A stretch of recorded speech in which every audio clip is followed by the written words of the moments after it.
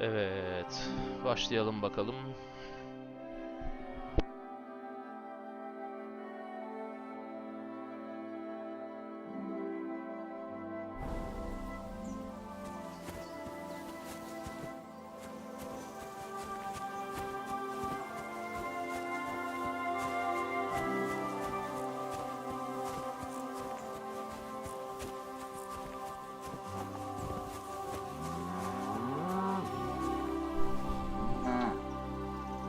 Böyle salıyor ki bizi açık dünyaya. Şu haritanın büyüklüğüne bak ya. Ne yapacağımı da bilmiyorum.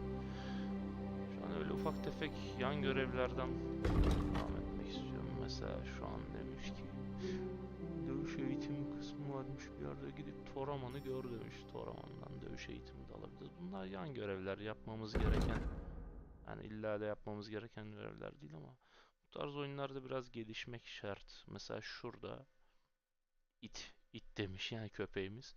İte ne olduğunu öğren. İtimizi kaybettik yanında. Sadık dostum, itin başına gelenlere ona öğrenip yardım etmeliyim. Belki kapan haklıdır ve it ölmüştür, belki de ölmemiştir. Yine de itin düştüğü yere gidip kendimi gözlerimle görmeliyim demiş. Bakalım bakalım.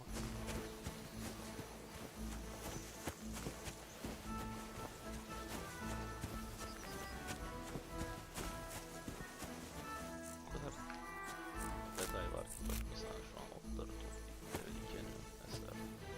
Bunları ileride simyada kullanabiliyorsun.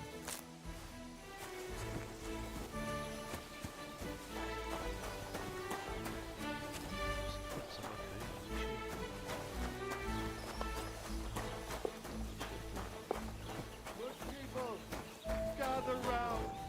You won't believe this. A whole village burnt to the ground. Hell on earth. Just a few days' walk from here. You have to hear this. In Silver Scallots, they say, without warning, attacked by Cuman troops. In one afternoon, they burned down the whole village, killed all the villagers, and drove the local lord out of his own castle. You see what that ginger fox Sigismund is doing to our land? He wants to burn us all. Go home quick and start praying. Hayatta kalması God will yani save us from the iyiliğe ulaşmış. and all your property to the local church. Quick!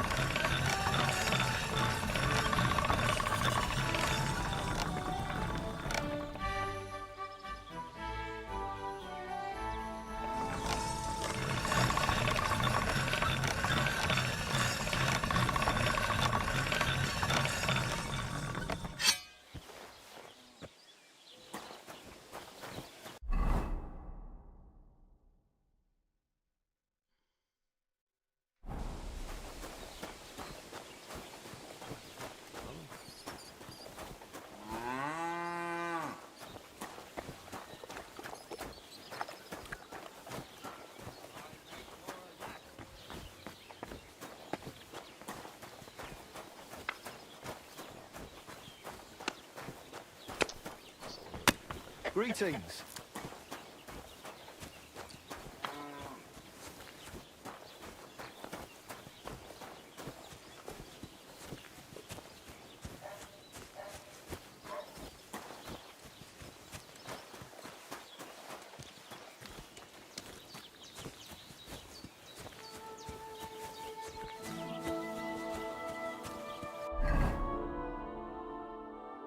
Bayağı var mesafe.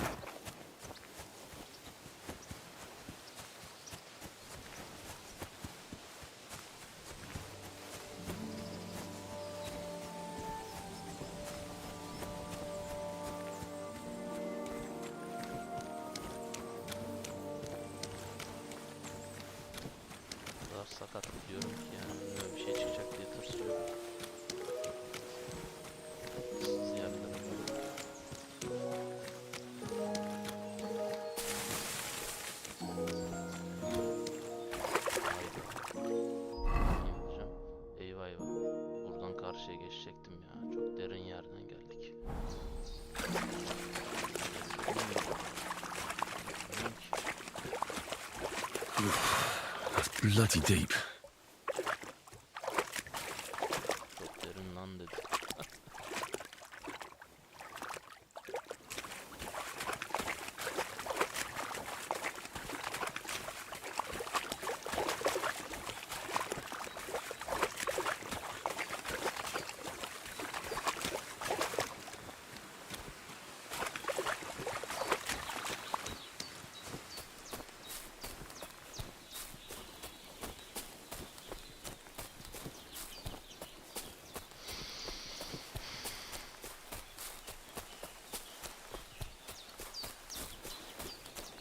Harcayınca bizim tokluk da düşüyor seviyemiz.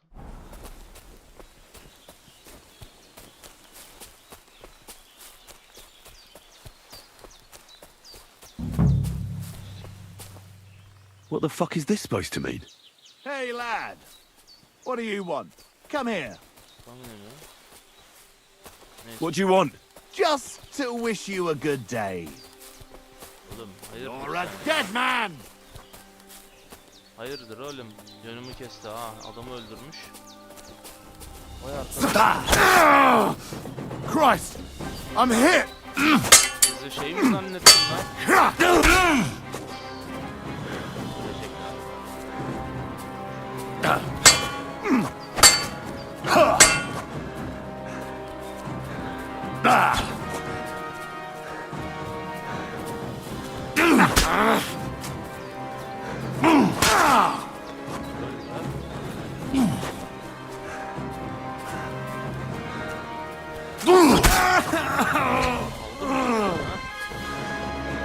Ne oldu?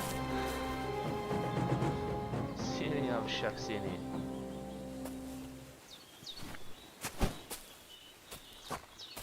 Yer mi Anadolu çocuğu ya? Öyle önümü kesiyor. Acemiyiz diye. Halbuki bir şey yapmayacaktım yani.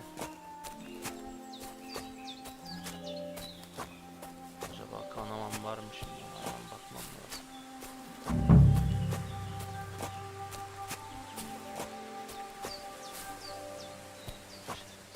Öldürmüş burada adam. Şimdi.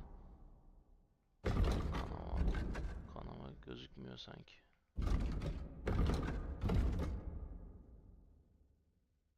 Ama kıyafet kanlandı.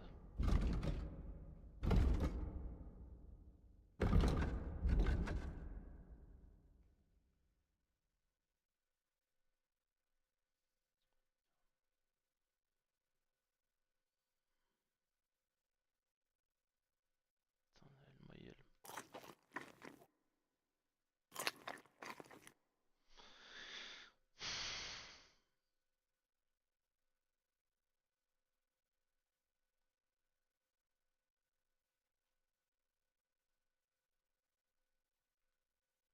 Kanamam yok. Tamam, güzel.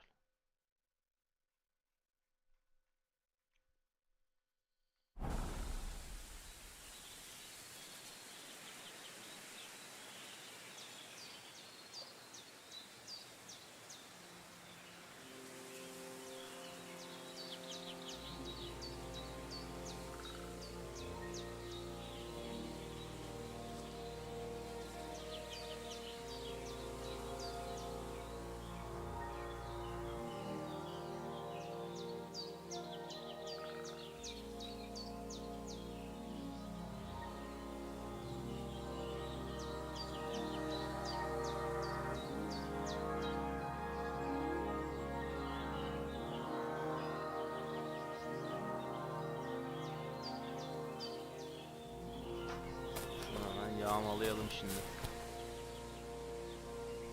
Meşalemi oğlum lazım olur.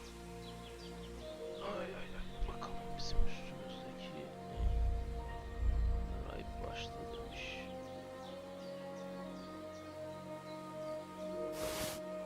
Ay neyse aldık kazara ama.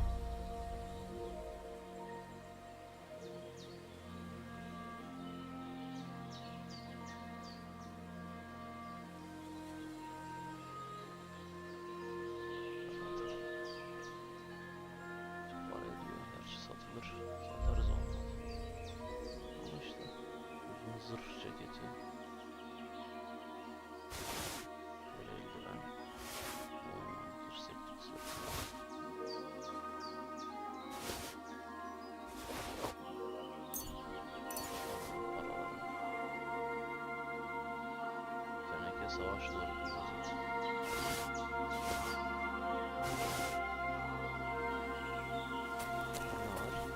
Haydutmuş. Dead. And robbed of everything, just like Capon left him. And there's no trace of Mutt. Ha bu bizim, bize saldıran buradan düşmüştü.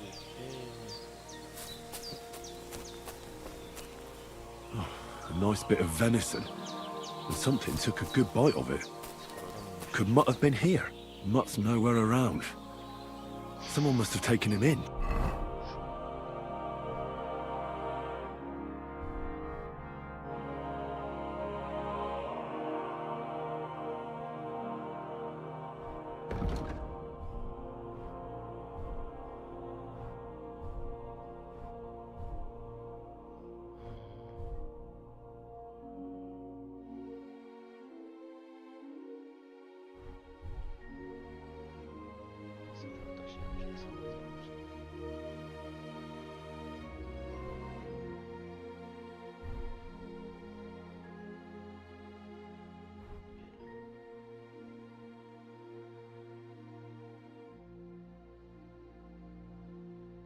Dilenci pantolon yorumunu giyerim yani.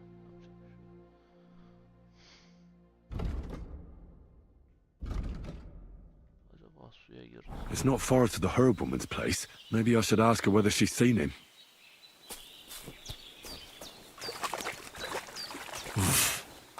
I can't swim.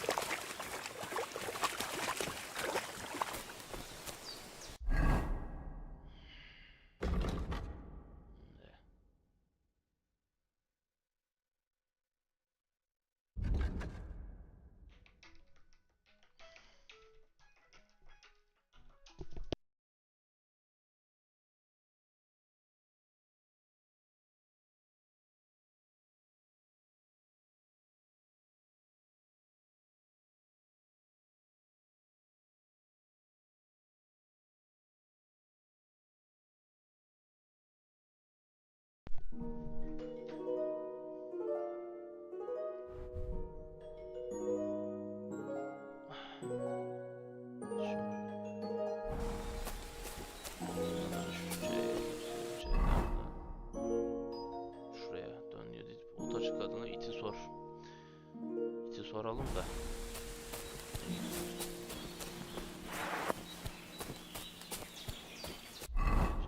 Bizim kan.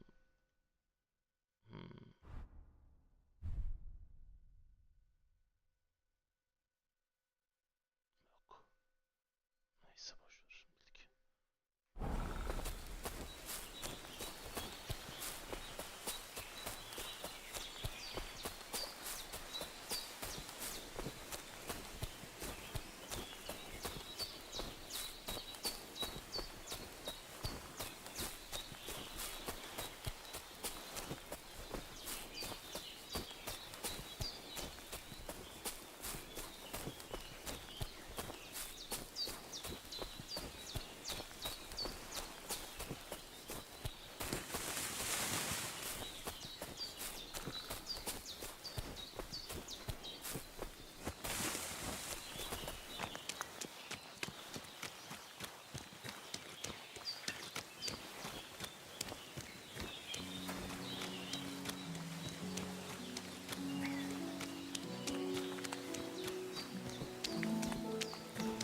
Kadın kurtarmıştı bizi.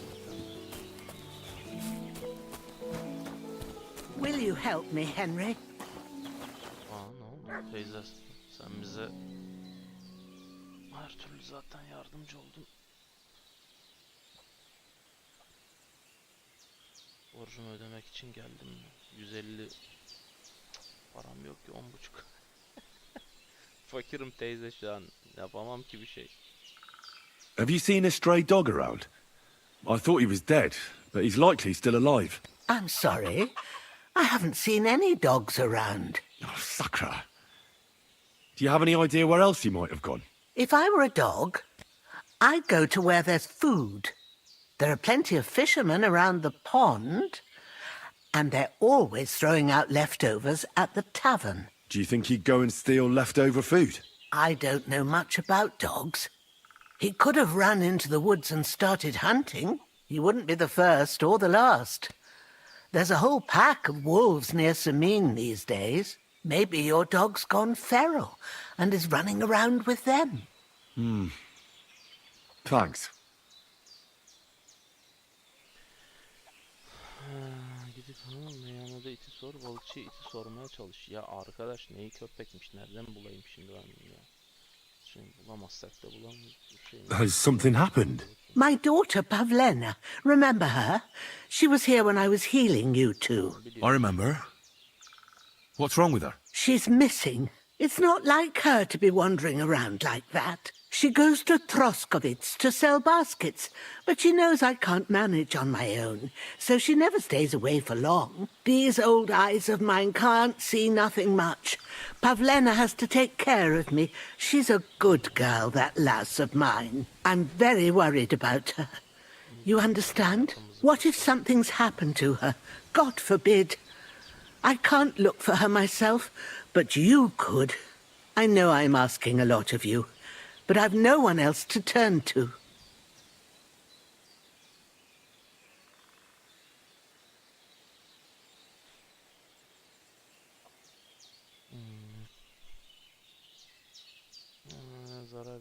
Do you think anyone might want to hurt Pavlena? These are evil times, Henry. I dread to think what could happen to a young girl alone on... And besides, the folk in Troskovitz ain't too fond of us.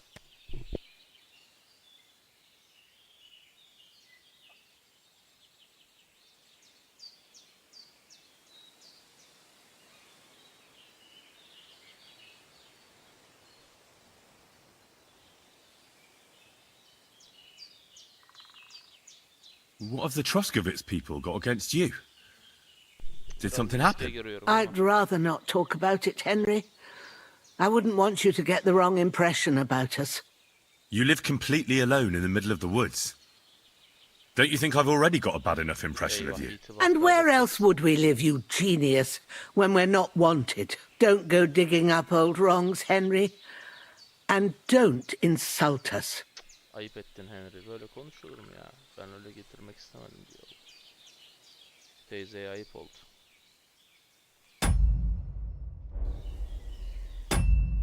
Şöyle yapalım, son şeyden devam edelim. Böyle bir diyaloğa girmek istemiyorum teyzeyle.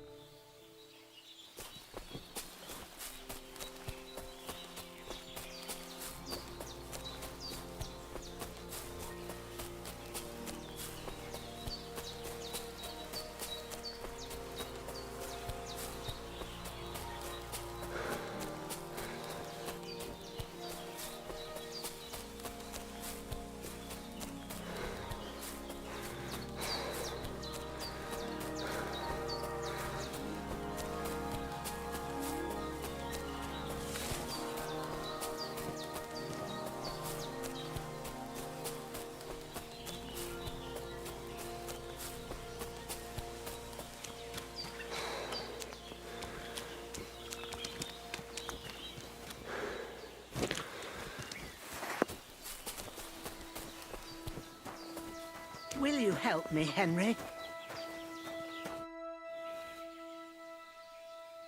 Have you seen this? I'm sorry. Oh, sucker. If I were a... Do you think he... I don't... You wouldn't be... Maybe...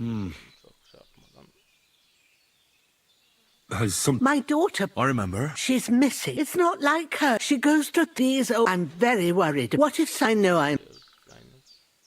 Yani bilgi edinmeye çalışıyorum sadece. Nereye gitti diyelim. Bakar. Where exactly was Pavlena going? To Troskovitz. She was taking wicker baskets she'd made. She sells them there and uses the coin to buy what we need. Sometimes it takes her a while, but this time she said she'd be right back. I have a bad feeling about this.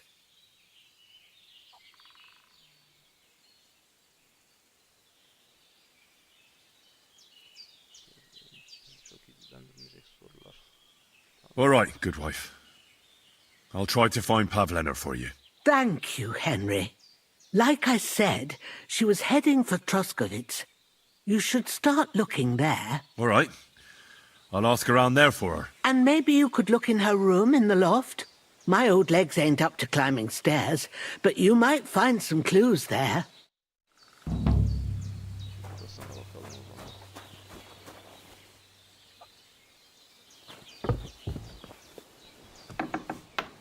Her yere gidiyorsun bir şey için, bir yerden görev çıkıyor, devam ya. So, Pavlena, what have you left for me? Hey, this is a boy's cap. Does Pavlena wear it? Or did someone leave it here? She's got unfinished work here. Clothes. If she planned to run away, she'd have taken them with her.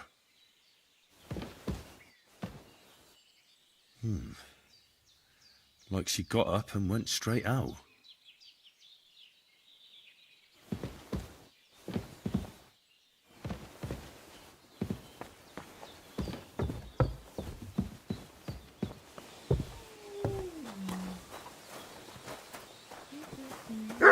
Ne oldu? Umurtlanmış köpeğiniz. I had a look in Pavlena's place in the loft. And? Did you find anything?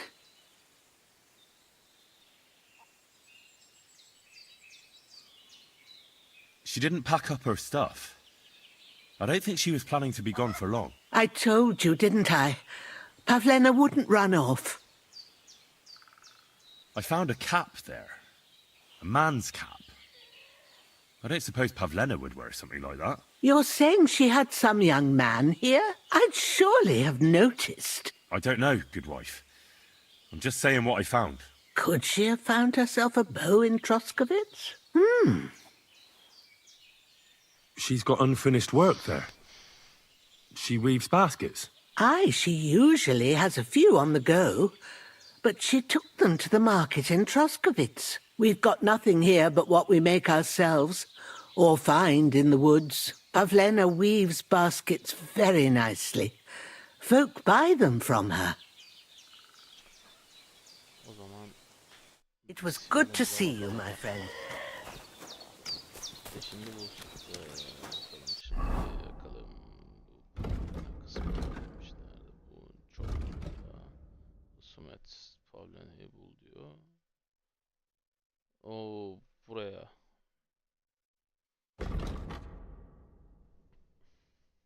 Oradan yeni geldim ya. Ha burada seyahat et deyince hızlı seyahat ediyoruz anladığım kadarıyla, tamam. Noktaları açtık mı artık şu noktalardan hızlı seyahat edebiliyoruz. Güzel. Yürümemize gerek yok. Bakalım haritaya. Şu noktadan şu noktaya. Şimdi ya iti meyhanede ya burada diyor sor. Ya da burada sor. Sormaya çalış. Yani pek işime gelmiyor. Şu Toraman'ı görüp dövüş eğitimi almak daha mantıklı gibi.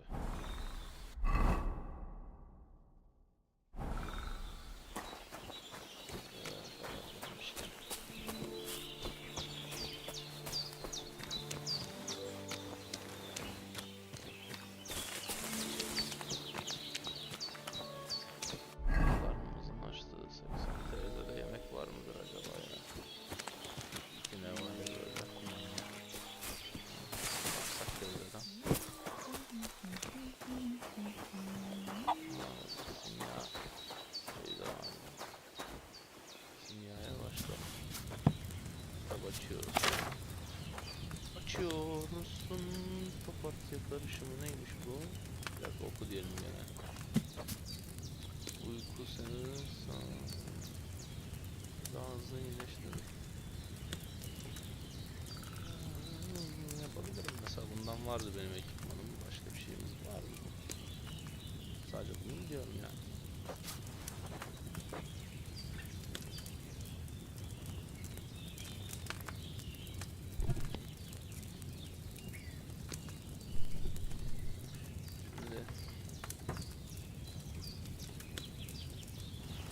Şimdi şarap atacaktık.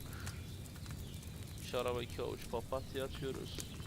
1 avuç adaçayı ihtiyacın olacak diyor. Ondan sonra böyle. Şimdi gider.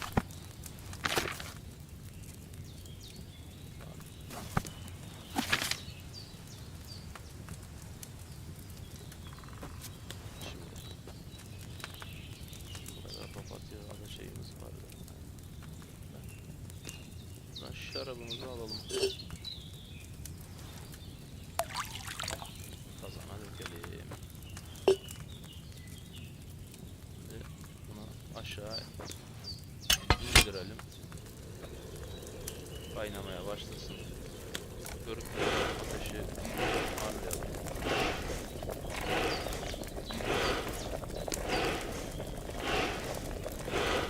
İyice kaynadı.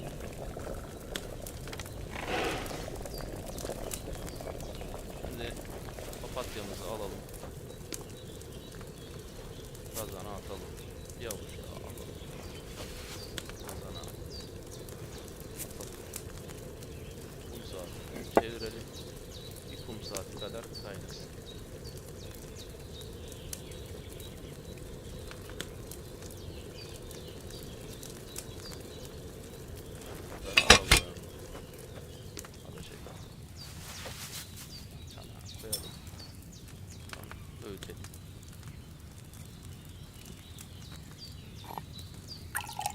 Hayır yanlış.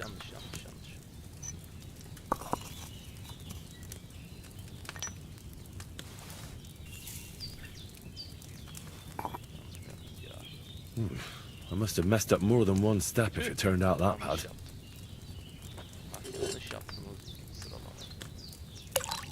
Şarabı koydum. Aşağı indirdik. Şarabı kaynattık.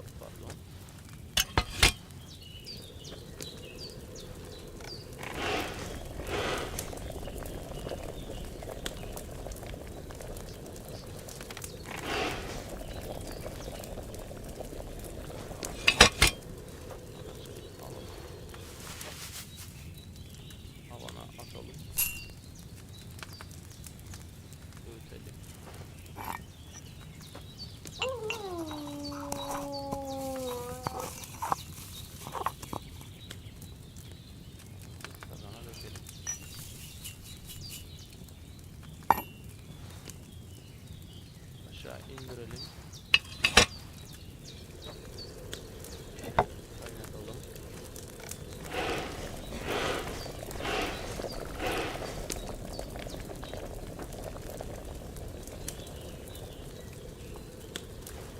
Kaldıralım. Şişe alalım. Dök diyelim bakalım olacak.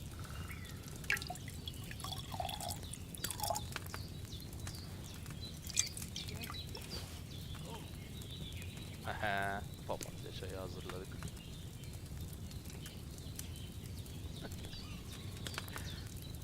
Bunları köyde satabilirim sonra biraz para kazanırım. Biraz daha.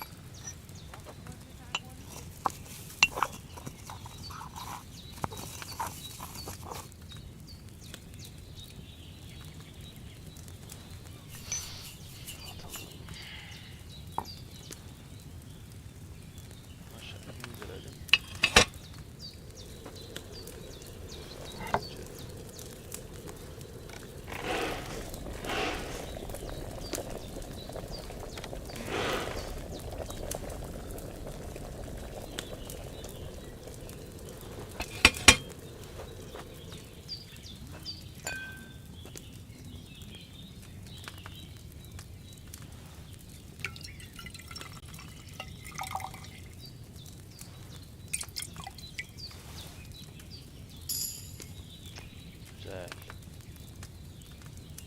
Şu anda simyada 8. seviyeye ulaştık diyor. Bir tane daha yapsak 100. Şey yapalım bir tane daha. Başka tarifler öğrenince tabii daha işime de gelecek şeyler olur ama.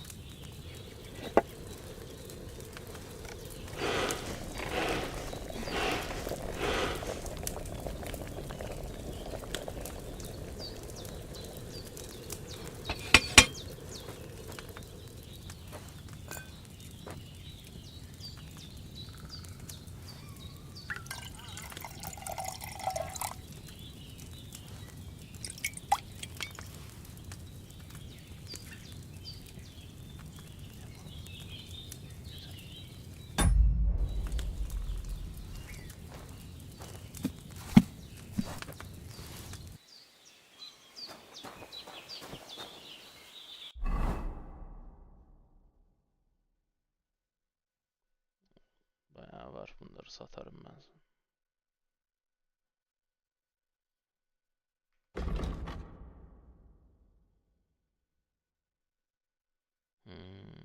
Bir gün boyunca uyumak senin 4 kat daha hızlı iyileştirir diyor. Oo, 2 kat daha hızlı enerji yeniler.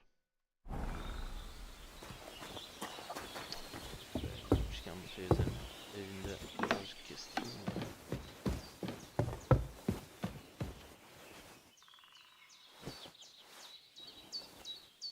Saat 6'ymış.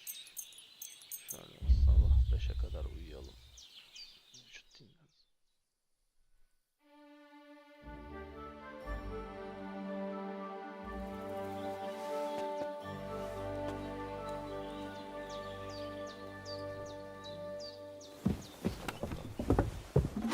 Teyze ne yapıyorsun be?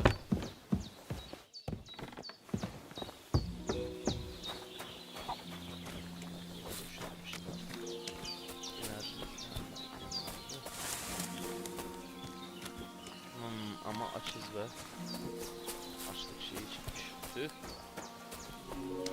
Teyzede yemek var mıydı acaba? Kazan kaynıyor mu teyze? Oo teyze yemek yok teyze yemek. Teyze hep de görev istiyorsun ama yemek yok, nasıl olacak? Jesus Christ be praised. Christ, pardon me. Açlıktan ölüyorum. 49. Ölüyorum teyze.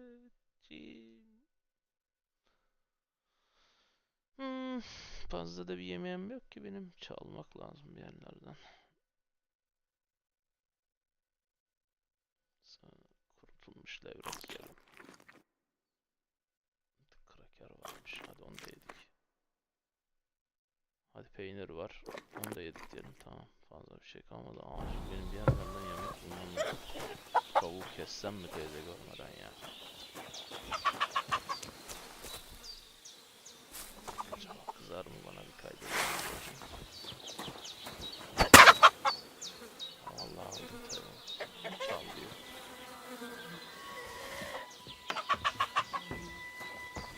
Gördün mü ya?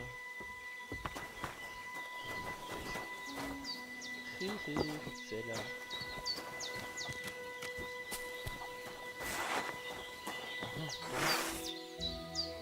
Yakalayabilir mi?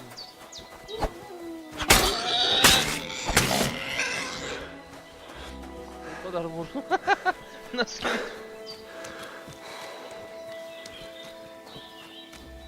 Bıçak sağlam değil ya. Nereye gitti o? Boşalı.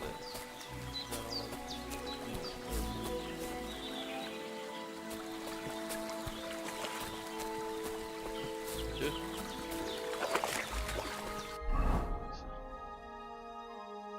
Tavuk var da tavuk da çiğ be. Belki bir yerde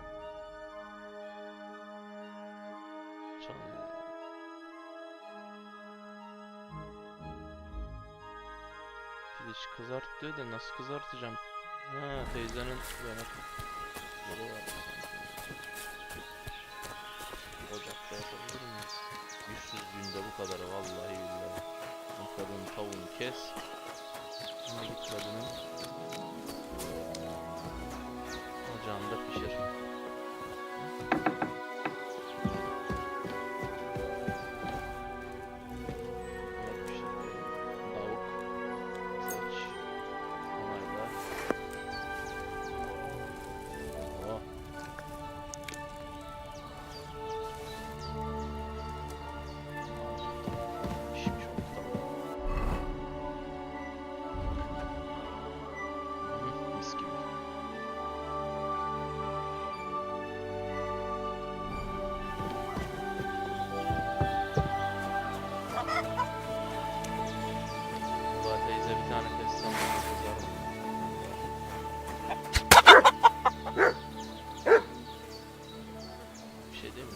Doğrayayım bunları en iyisi.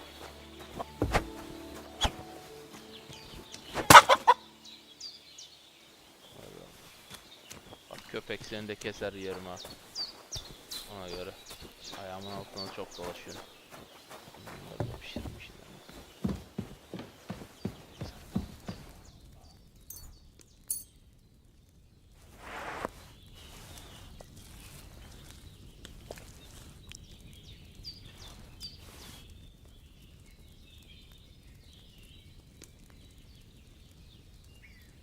Tavukları pişirmişim.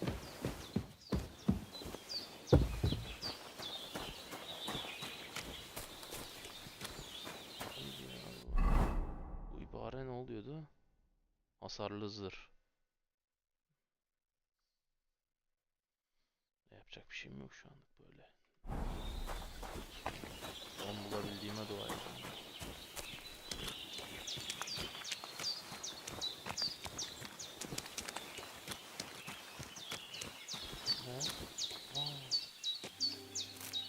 Bunlar yeniyor mu acaba?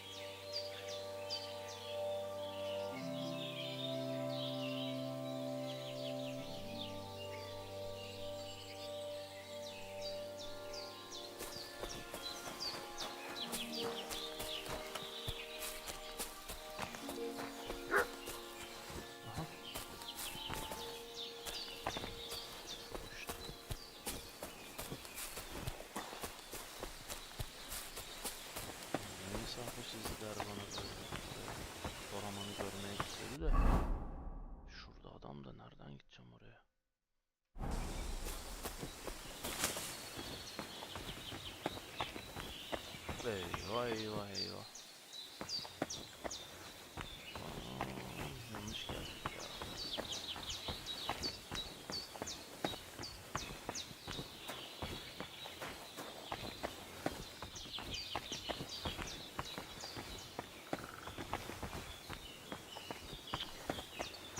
Benden ne? Düşeceğim.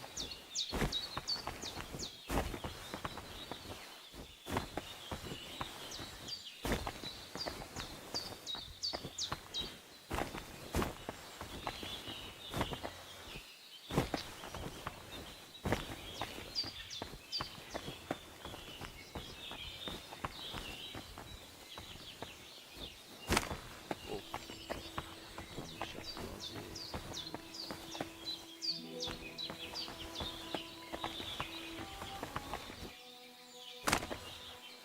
Oo, ne yaptın?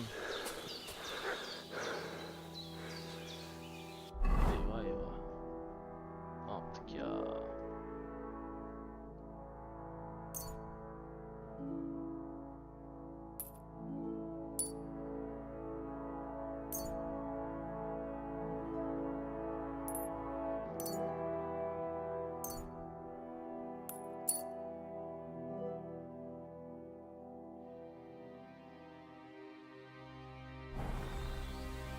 Böyle olmaz.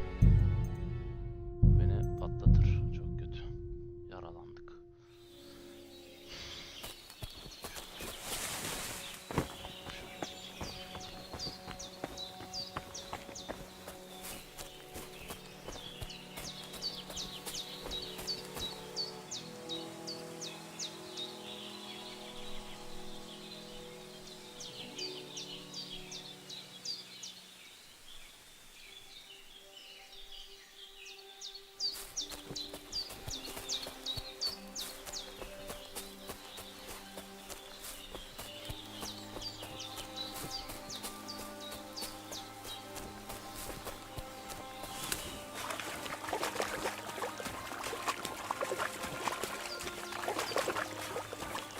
Lan hiç yok mu ya?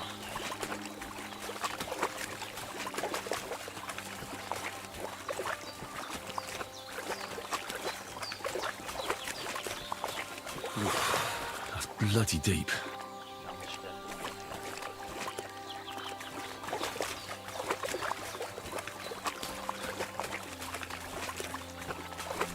İçinden geçiyorum. Oh, I can't go any further. It's too deep.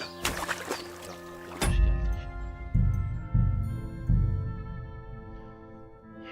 Gidiş buradan bir yönden değil nasıl?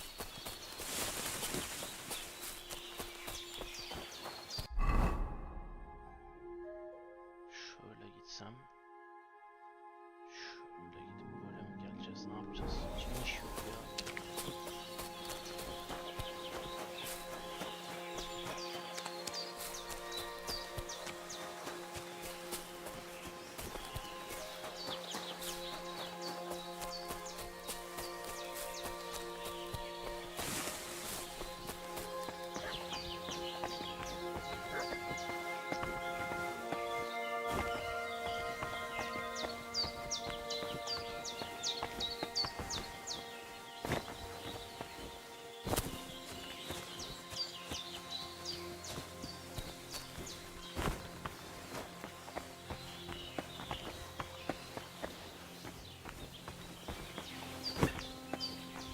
Burası çok derin.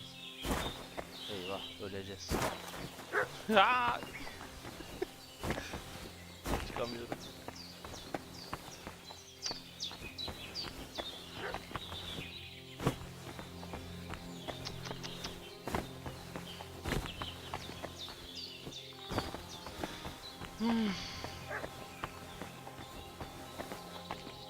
Nope, nope. Benim ayaklarım kırılır gene bu.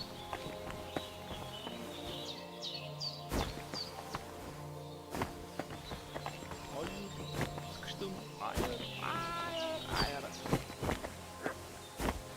Ya abi yok. Bulamadım gidecek yeri ya. Buraya. Hani patikayı bulamadım yani. Nereden dağdan mı gidiyoruz, bayırdan mı gidiyoruz? Şöyle çıkalım ya. Var mı? İşte.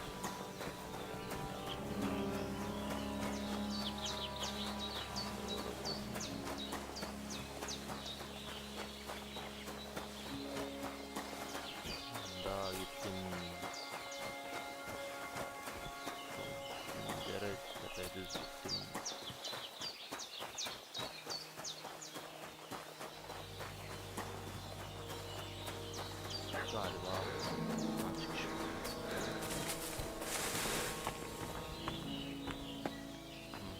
Şöyle ineceğiz. Şimdi tabii.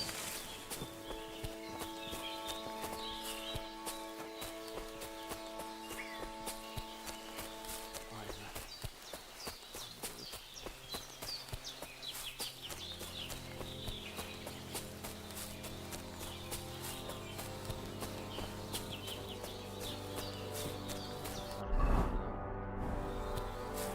Şöyle bir çıkalım bakalım. A'ya doğru.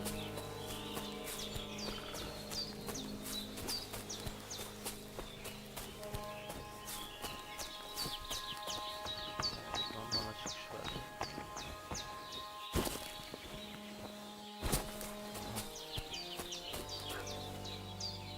Roman halkı. Dövüş alanını keşfettim diyor. Aa, usta Toraman. Tamam, bulduk işte. Hadi şükür. Greetings. Selam Toraman. İsme bak.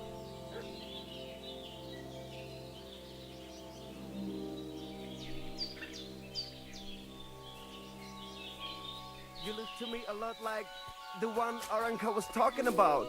The boy what will want to talk to you. Gaycaz more. Sarsal. Ne girdin ağzımın God be dibine? with you.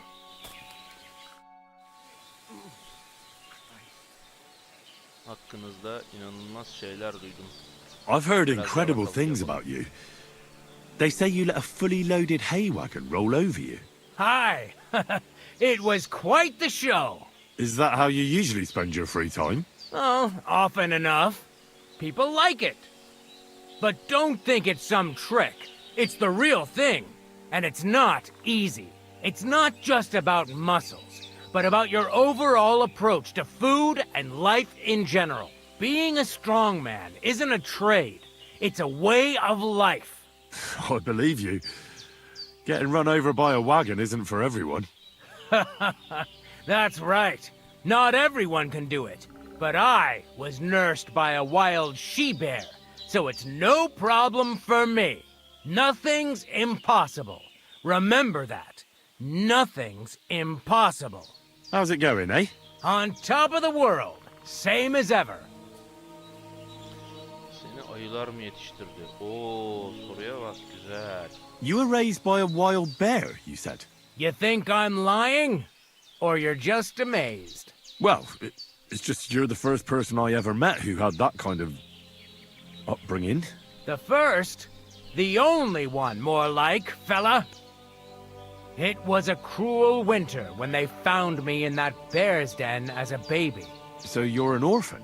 If we rule out a human baby being born to a bear, then I reckon that's a good bet. Right. That was stupid. What? No, I meant I was being stupid. About the bear thing, of course. Well, there you go. Nothing's impossible for a man like me.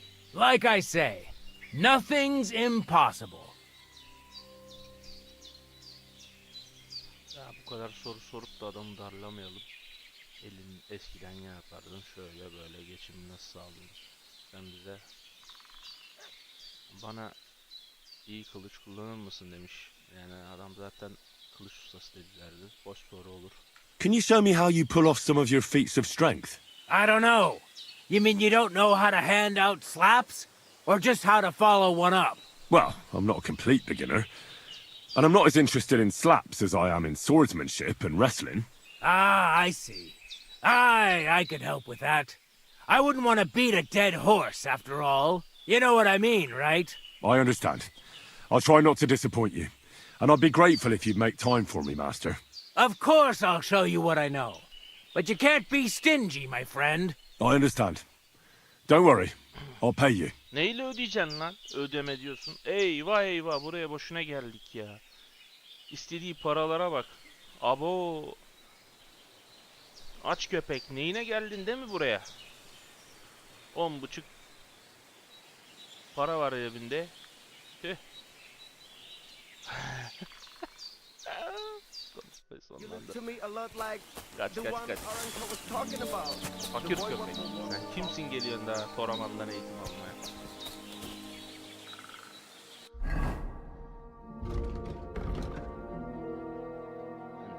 sevine sevine geliyorum diyorum ya. Bu kadar yol geldim ya. Neyse zaten şuralara açtık. Şuralara bir seyahat et diyelim. Buradan meyhanede bir içi sorarız. Esasında şu C'ye doğru yönlenip düğün törenine değirmenci kraliçemizin yardımıyla erişim sağla. Bu ne? Bu da diyor ki düğün töreni nalbant. Yok, ben nalbanta giderim. Biraz bilgim var babadan, demircilik zaten. Şuradan meyhanede iti sorarım, oradan oraya geçerim. O zaman önce buraya bir gidelim. Seyahat et diyelim.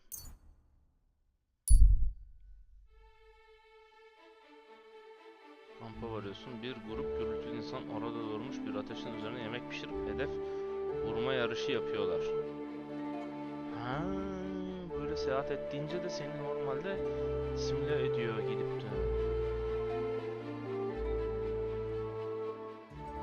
Bir grup dinlen diyelim bakalım. Ne olacak? Kampta durdum. Did you hear about what happened at the big wheel? At the mill? Yeah, the place by the Sherovka stream. What then? Yemeğe Has the çökerim water belki sprite ya. Yancılık yapabilirim. been up to his mischief again? You could say that. They found a dead body stuck in the wheel on Sunday. Huh? Abi bana Hail, Pilgrim. If it's good company you're after, that's one thing we're never short of. Can't say no to that. ne dedi ki? Ha, okumadan da evet dedi. Aa, yemek. Yemek ikram edecek. Helal be sana be. İyi ki durmuşum ha. Bazılar da çok. Aa, vermedi lan. Kendi yedi, vay göt. Ben alabiliyor muyum? Yemek çal diyor zaten. İzin istesen. Mind where you're going.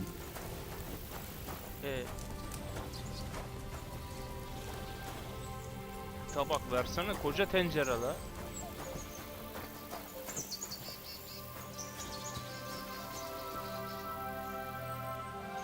Her şeyi çal diyor oğlum buradan. Bunlar var, benim canıma ot ver abi, bir şey çalsam. Neyse. Bas bas. Başlayacağız.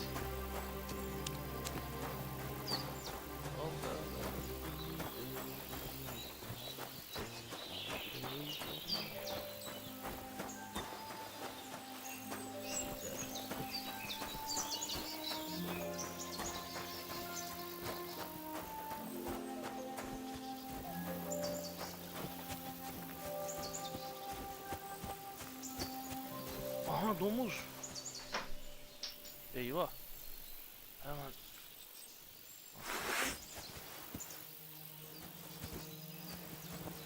Gördüğü yolunu değiştirdi bak ya. Nerede bu? Oğlum nereye gitti lan? Hay arkadaş. Sıyırıldı gitti koy.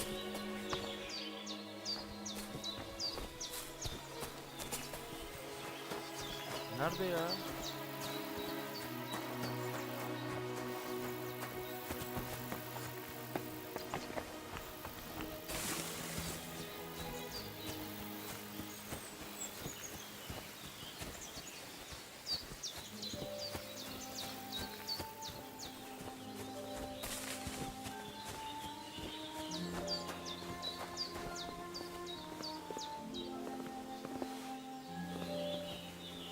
Yiyecek.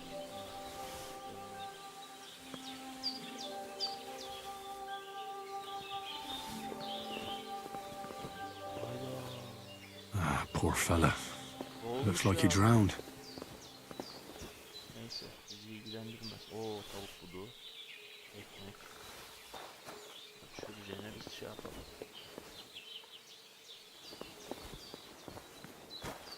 Ne? This one drowned too. Ne olmuştu? Oy diyelim. Hiçbir şey de yok.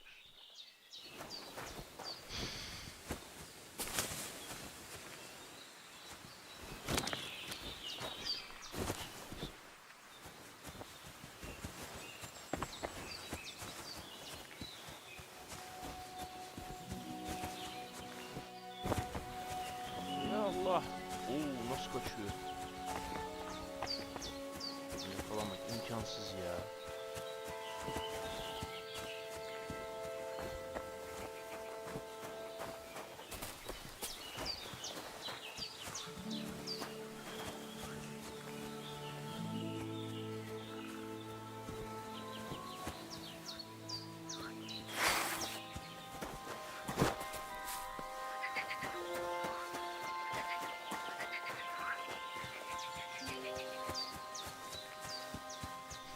Nasıl kaçıyor?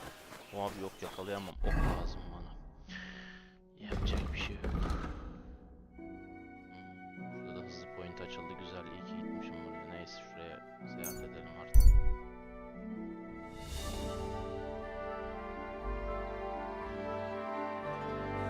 Come in here.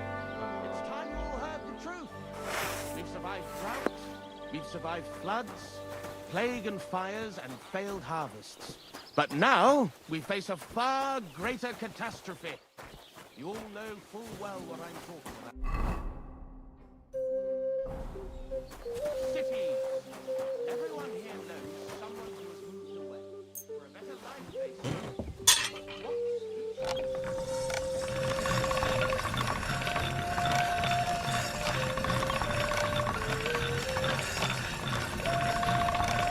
Sharp as a razor.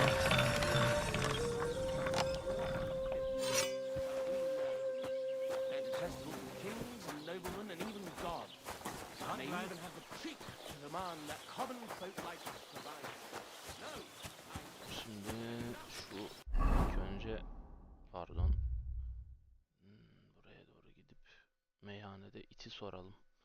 Şu sağdan gidelim, ormandan gideceğiz. Şu açık.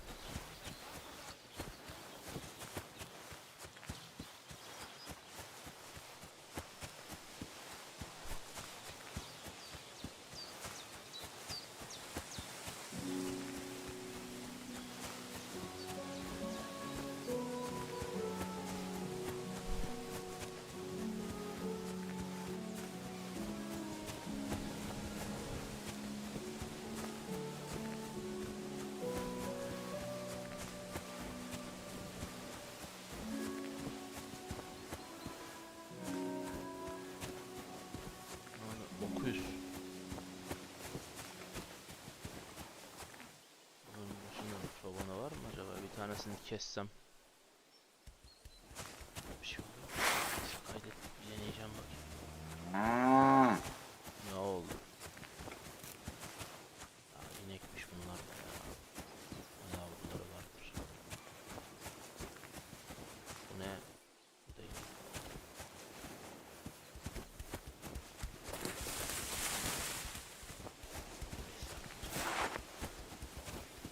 Kıyamam.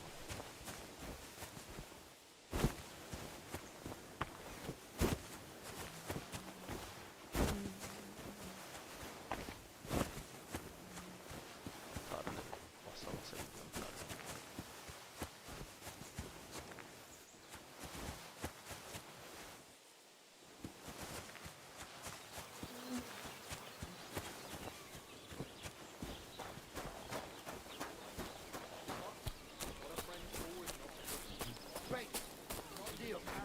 Go ahead and tell France and Bush. And he's nearly educated. Art for its own sake. Hail. That is the true goal of real poetry. Don't be a shout. There's no talking to you. Let's drink. Aye, let the ale... Teyze. What do you want? Al satma. Ha, dur. I'll have a look at your wares. Papatya satabiliyoruz mu ya? Aa, almıyor papatyayı. Puh. Why are you wasting my time if you don't want anything then? Tamam. Hemen hazırlan. Aren't those dice sad? That you're just letting them sit there? Yok abi, ben kumara karşı. I have reached enlightenment. My steps are guided by the Hancı muse. Lawrence. I'm dedicating my life to... Sohbet. What do you want, you yokel? But Ay, make it yaşma. quick. He's gone fucking cuckoo. Benim içtiğim bile yok. Michael has gone stark raving cuckoo. Have a drink, old pal. It'll put some sense back into your head and chase away the demons. You dare to call the... My dog got lost not far from here. Did you see him by any chance? I haven't seen any dogs round here for a while. But I hear there's wolves in the forest causing problems. Just the other day, a shepherd boy from Kopanina complained that his sheep were being eaten by the flea-ridden beasts. Where can I find this shepherd? Siegfried? He has a hut at Kopanina. It's just below the castle, on the back slope of the hill. And you haven't heard anything else about wild dogs? Here, in the tavern? No.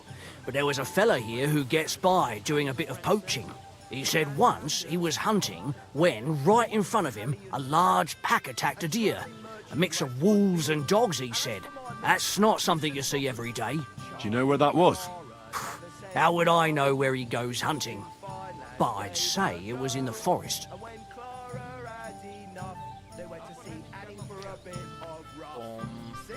Excuse me, I'm looking for a friend of mine. Let me guess. A dirty ruffian who ain't got a groschen to his name but acts like he owns the bloody place. He was here then? Aye, he was. He was larging it up good and proper, and then he found some lads who paid his bill, unfortunately. What do you mean by that? Why unfortunately? Because they're right ruffians who are always up to no good. But still, birds of a feather, eh? In the end, they left like best pals, but got no idea where they went. Zekalı başına iş açmış ya. Why the hell do they pour the beer on the table? What's going on around here, innkeeper? Vostatek, Lord von Berghoff's huntsman, is a regular here. He might have some work for you. He's got a cottage near Vidlark Pond. So if you know your way round the woods, you could go and offer him your help. But I hope he hasn't started drinking somewhere else. He's my best customer. One more thing. You're not going to believe this, but 2 local lads claim they found a water goblin's treasure. Ne su goblini ya. You have a water goblin here? It would be a wonder if we didn't, with all the ponds around. He's got a hut nearby. If you follow the right bank of the Rock Tower Pond, you'll find it hidden in the reeds. And maybe it wouldn't linger on if you got boozed up before bed and then gave your Goblin bishop's çıktı hat şimdi good başımıza polish. bak. Şuraya bak. Köpeği sorarken bir de su goblini şeyi çıktı. Yani her yerden görev fışkırıyor. Her yerden bir şey ya. Where did you say the water goblin's hut was? If you follow the right bank of the Rock Tower Pond, you'll find it hidden in the reeds. Real poetry. Right. And you've come up with some real pearls, haven't you? Too right, I have. How about And what did they find there? Sally? Are you sure they didn't make it up? I thought so too at first. They're foolish lads, so I wouldn't be surprised. But then they ordered wine and paid with silver. Their purse was jingling with groschen. Would you happen to know where I could find these lads? They often swim at the other side of the Rock Tower Pond. There's a pier there by the dam. That's their spot. I'm afraid I've got bad news. I found the lads, but they were dead. Bulduğumuz They drowned. Christ almighty! I told them they should have returned the treasure. Those poor lads. Such foolishness. Thanks anyway. I'll let the Troskovitz gravedigger know. He'll bury them. şansa bak ya. Yolda geçerken iskelede buldum. Olmuş gençler buradan meğerse onlar çıktı. Demek ki yolda ben yürümeyip bulmasaydım onları aramaya başlayacaktım bu sefer. Ya, şuraya bak. Any other news? Recently, a bunch of charcoal burners who have their kilns on the hill above the Kerchak Pond came here to have a beer. I started talking to them and they told me they almost didn't make it. Why? They said a pack of wolves came after them. Aren't wolves afraid of people? That's what I thought too. It's strange. Dare to call the mistress of my heart a demon? I beg your pardon. Did they tell you where it happened? In a gorge above the Rock Tower Pond. They noticed the wolves watching them from the rocks. If you climb up those rocks, you'll be able to see the whole pond from there. I just thought up this song. Listen. Did they tell you how large the pack was? They mentioned 3 wolves, but God knows if that's all of them. They went to see Annie for a bit of rough. Do you have any more news? By the way, we've put together this wee fight club here. Would you like to try it? Your Italian friend. Deneyelim mi? That sounds good. What's it about? It actually came about by chance when the miller Crazel and me bet on who has the stronger hired hands. Then other blokes from the village joined in, and it's become somewhat of a tradition. By the way, Old Olbram from Zheleoth keeps complaining about the Tuckovites. If you go and see him, I'm sure he'll tell you more about it. But, well, he takes a bit of getting used to, though. Oh? What do you mean? You'll see. I mean, here, and that's pretty much everything. Thanks, innkeeper. That sounds interesting. Barbarian? Yes. Biraz dövüşlerden Tell me more about these fights of yours. It's really quite simple. You bet some money and fight against 3 blokes in turn. Our first fighter is Hans, a local musician. He may not look like much, but he knows a few tricks. Then we have Bohunek here. He works with horses, so he has more than enough strength to spare. And then there's Fiala, a good bloke, but Dorothy, his wife, has forbidden him from fighting. Folks, Michael has gone stark raving cuckoo. Have a drink, old pal. It'll put some sense back into your head and chase away the Katılmak- demons. Dur bir dakika ilk önce kaydedelim sonra. I beg your pardon. Which one are you talking about anyway? Clara and... What do you need? Hurry up. Keep up with all those girls. Dövüşlere katılmak I'd like to try the fights here. Why not? But it won't be for free. Allah If you Allah. don't have enough money, try to go and see Crazel at the mill. He recently bragged he was going to send someone here, but no one has come yet. Maybe you can come to some agreement together.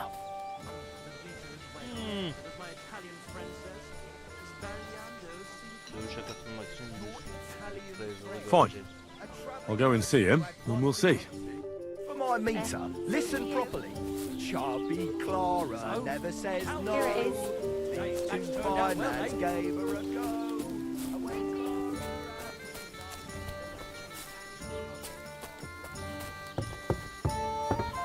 Sodası ne işe yarıyor ya? Yiyecek malzemesinin fikri de. Oo. Here's got a flow. Good day to you.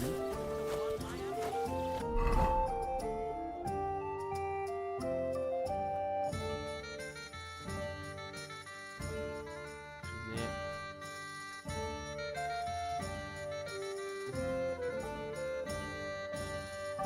abi yok ya buraya diyor dövüş içinde.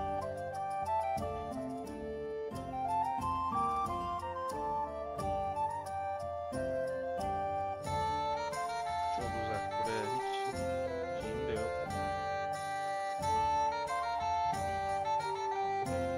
B'ye gidelim artık ya.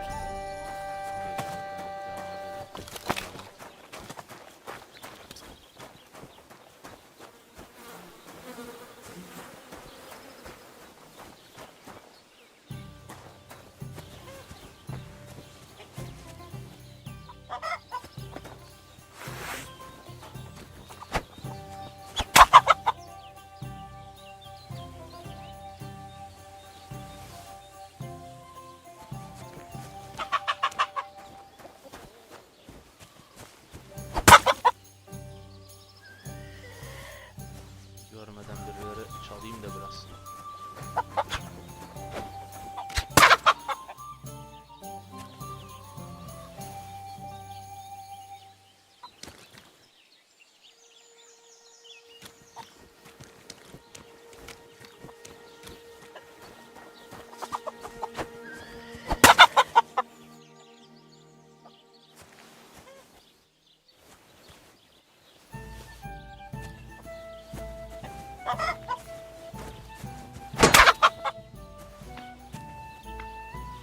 Bayağı tavuk arakladım ya.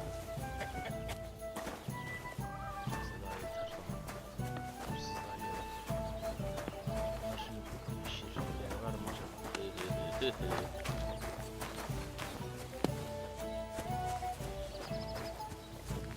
Put that weapon away.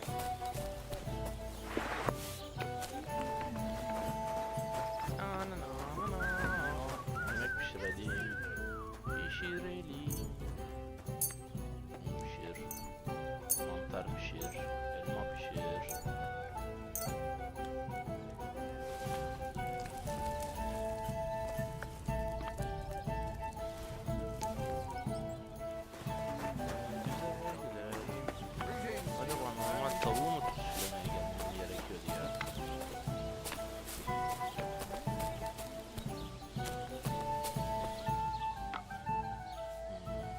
Keep the peace, and we won't have any problems. Tamam bozmuyorum. Bayağı yiyecek çaldım ya. Tavuklar kesip geleyim bakayım şu gelecek mi?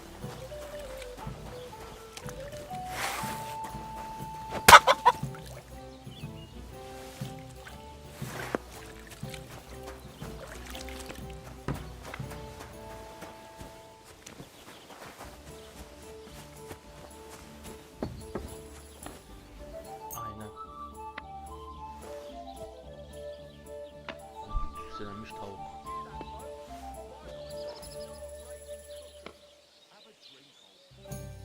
Oo, füme tavuk aldım.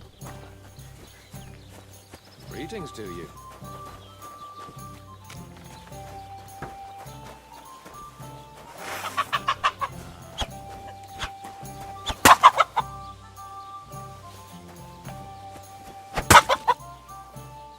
Gören neden yok burada. Bunları doğradım iyice bir tavukları.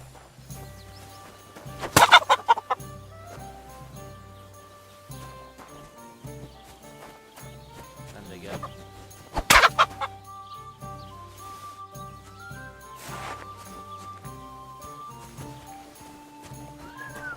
You idiot! That's our animal! Aha yakalandım. Vallahi yakaladı beni. Hemen dön geri. Arsızlığım bu kadar işte, olursa böyle. Hemen kadın gelmeden doğruyum şimdi bir iki tane daha. Aa, tavuklar yok. Neyse. Yeter ya bu kadar. Hemen kaçalım. God bless you. Hamam yoslası anla. İsme bak.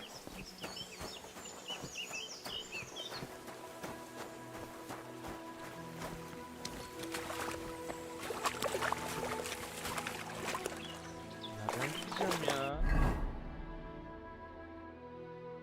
Eyvah eyvah eyvah. Ha, buradan yol var, buradan orman kayalık ya. Tüh. Şöyle.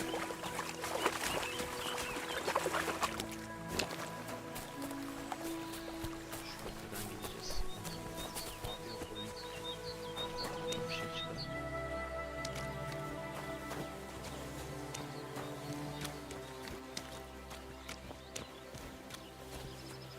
The Lord be with you. What more do they want? This'll have to be enough. Bura neymiş ki?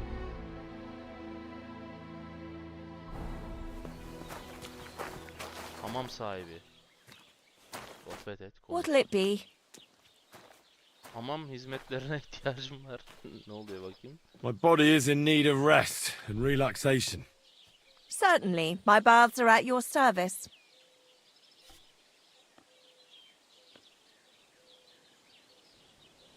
Banyo yapmam ve çamaşırın yıkanması lazım. Üstündeki kanlar öyle gidiyor hamam. Yaralarını sar ve beni yıka. Tam hizmet ve güzel bir birliktelik istiyorum. Oo abi. Yok artık bunlar. Neye dökmüşler olayı?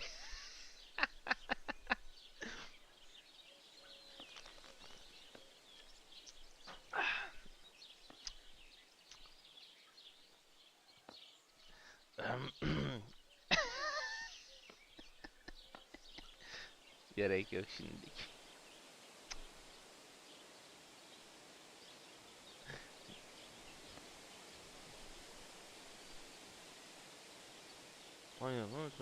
Yorulma sar beni yıka ve kıyafetlerimi yıka. Ne oluyor bakayım öyle değil. Tend to my wounds, prepare me a bath, and wash my clothes, please. Excellent. Pay up and we can get started. Para ne kadar? Abi buna da yok yetmiyor ya param. Demek ki çok fakirim ben şu an. Acil iş lazım ya. Nah, that's too much. I'm offering honest service. Bir şey satabiliyor muyum What buna? do you have for a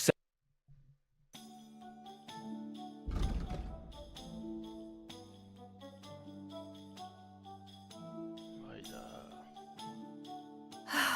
Maybe next time then. Tüh ya. Böyle var açlıktan ağzım kokuyor ya.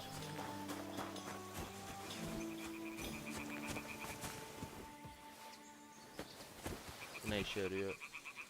What happened to you? How so? I lost a letter. A very important letter. I was supposed to deliver it to my master by tonight. What was in the letter? I have no idea what it said. For one thing, it was a secret, and for another, I can't read. But it was my master's beloved who sent it. That's why it was so important. Oh, so it could just as easily have been a lewd verse. I don't really care what was in it. The point is, I don't have it. Yardım. Would you like me to help you look for it? There's no point now. I've been on the road for 2 days as it is. We'll never make it by tonight.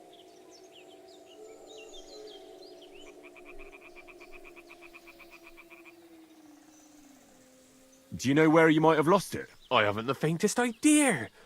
It must have slipped out somewhere along the way.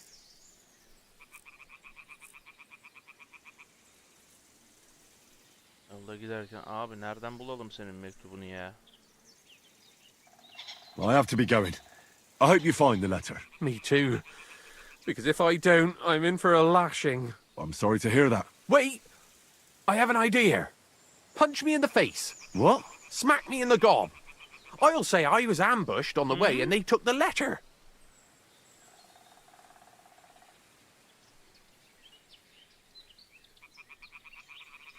Nasıl, niye döveyim lan seni şimdi?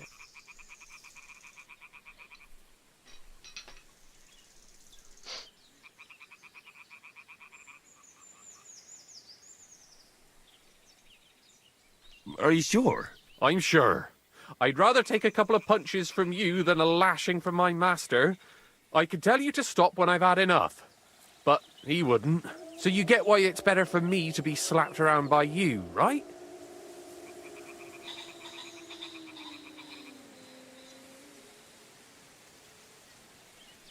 İyi. Very well then. Defend yourself. Or not. It's up to you. You ready? I am.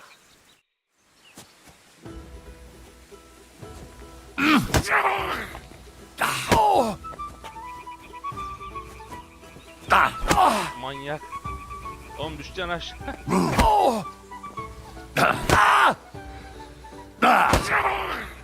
Yetmedi mi lan?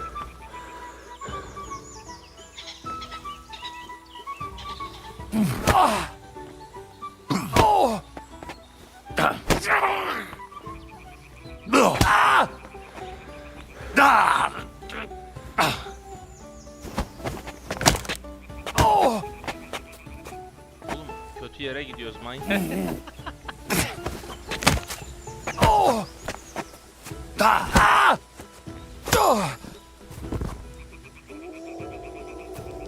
Adam adam düştü lan.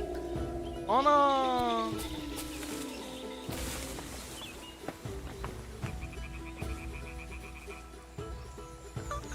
Adam düştü, öldü, geberdi. Tamam dur yükleyelim geriye ya. Aa, oyuna bak.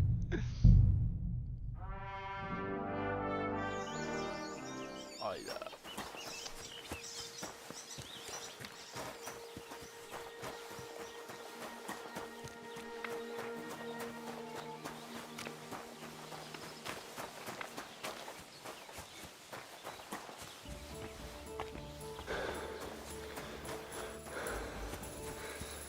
Şimdi de burada çıkmadı bu. Abi çok acayip ya. Demek ki o anda oraya geldi.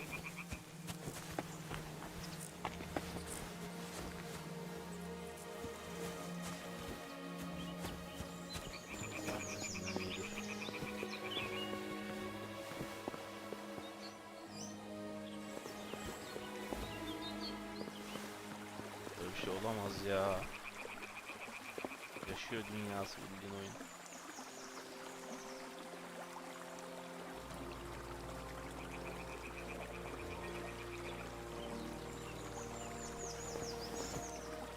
Manzaraya bak, çizimlere çok güzel yapmışlar.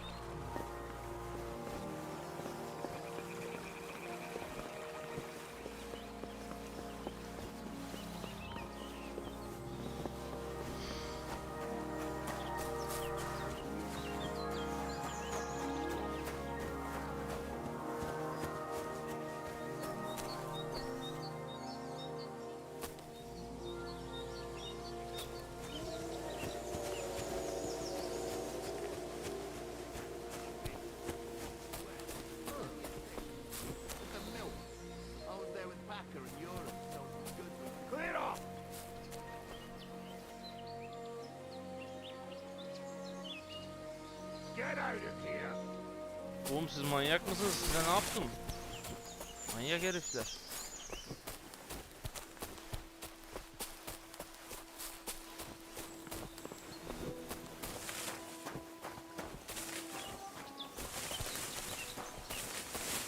Yolu kapatmış şerefsizler ya.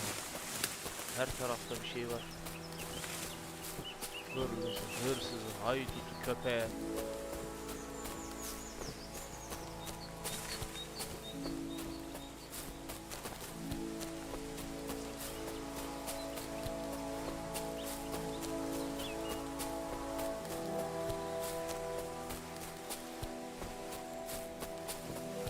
Şeye gidelim Nalbant'a da.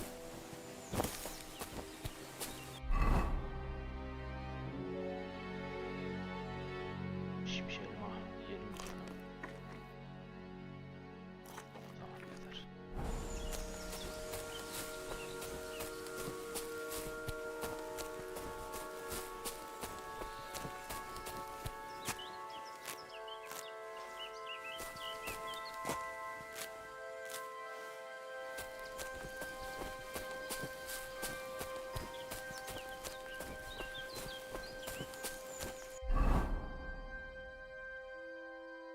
Böyle gideceğiz daha.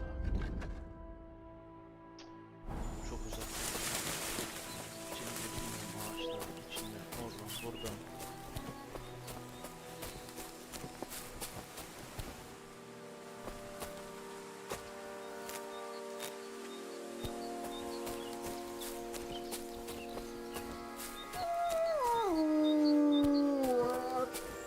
Allah Allah.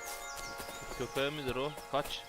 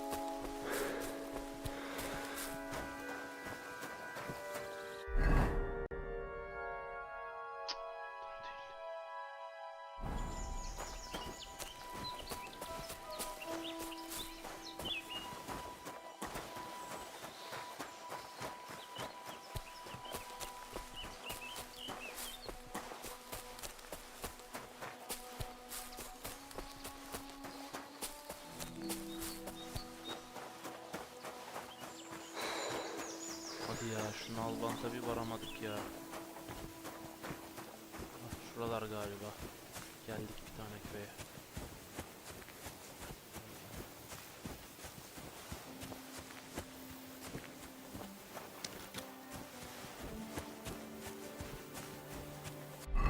Aynen. Geldik iyice.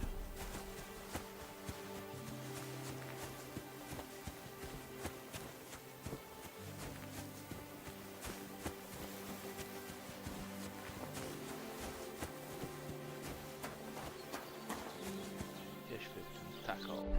Kasaba. Tamam. Buranın da hızlı seyahati açıldı. Güzel. Haritayı açıyoruz yavaş yavaş.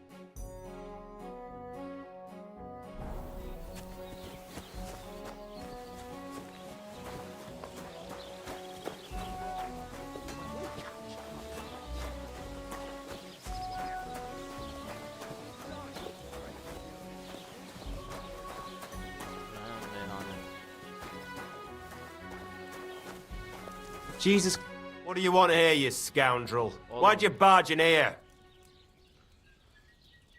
What's new around here? You should pay a visit to Old Mouth sometime. He's our local storyteller, you know. He could tell you all sorts of interesting things, but only if you bring him some liquor. Don't forget, I have some here to sell, if you want. I'm working on a little practical joke myself. We have this little dispute with the Geliovites. You might be interested. And that's all I'd say. Sounds interesting. Thank you, innkeeper.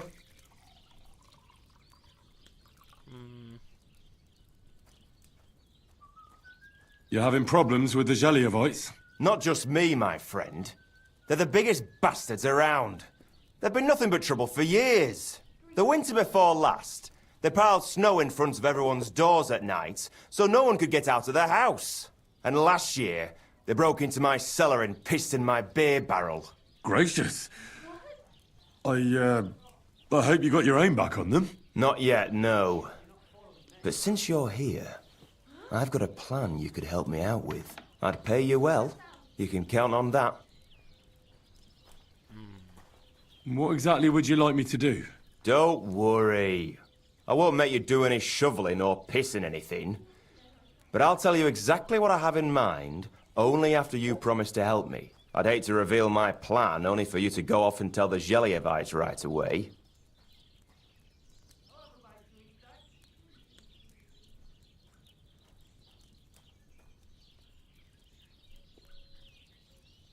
Büyük risk. Ne yapacağını söylemeden tamam dememi istiyor. Well, if you've got it all figured out, why don't you do it yourself? Right. And who's going to run the inn in the meantime, eh? Besides, everyone in Zelioff knows us. If someone from here shows up there, they'll get suspicious. All right. I'll help you. Listen up then. Old Olbram, the owner of the biggest plot of land in Zelioff, has this beautiful bull. White as snow he is. The finest animal far and wide. Obviously, he's very proud of it. Very protective, too. Now I mean you, will give his beautiful snow-white bull a nice new coat of paint. Olbram is going to lose his mind. Simple, right? Painting a bull, eh? That sounds like fun. Right. We just have to work out a few details. First, we have to get some paint. I don't reckon we'll be able to get any here in the village, but you can try and ask Bartoszek, the tailor in Trotskovitz. I hear he dyes his own fabric. And after that, we'll have to make sure the bull stays still while you're painting it. Try asking Radovan, the local blacksmith. I hear he can make some kind of sleeping potion. If you pour it in the bull's water trough, I'm sure it'll do the trick. But watch out. That beast is enormous. You'd better put at least 3 doses of the potion in there. All right, then. Olbram's bull will be getting a new coat of paint. Olbram's going to lose his mind. I can't wait. And remember, it's supposed to be a joke. If you get caught or something goes wrong, the whole thing will be ruined. Right. So I need paint, sleeping potions, and to not get caught.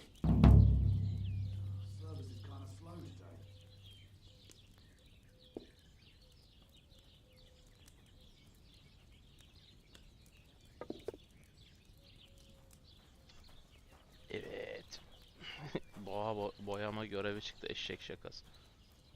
Why do you and the Zelioff lot hate each other so much, anyway? It's their fault. They keep playing tricks on us. Olbram's the worst of them all. The nasty old codger. He's always coming up with ways to mess with us. He's the one that stole our pasture. Çalan numarayı mı çalmış herif? What pasture did they steal from you? The one that stretches from the orchard behind the Takov down to the gamekeeper's lodge. It's been ours since time immemorial. But the Zelievites took it from us.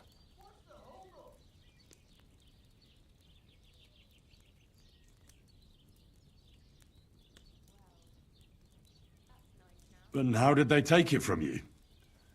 You can't exactly stuff a pasture in your purse and walk away with it. Save the jokes, will you? This is fucking serious. There's a tree down by the gamekeeper's lodge that marks the edge of our land. My father, God rest his soul, was there when they agreed on it. He got a proper ass kicking so he'd remember it, and remember it he did. But then fucking Olbram came along, claiming it was the other way round, and that pasture belonged to Zelioff. Well, can't you all just reach some kind of agreement? Do you think we haven't tried? But there's no talking to the Zelievites. Year after year we meet in that pasture. I tell it like it was, but Olbram always starts spewing his lies. Then we end up arguing until the sun sets. And when the Delivarances are at wit's end, they come at us. And nothing ever gets solved. We managed to convince them to at least give us back half the pasture. But I know the whole bloody thing belongs to us. We can't just leave things like this.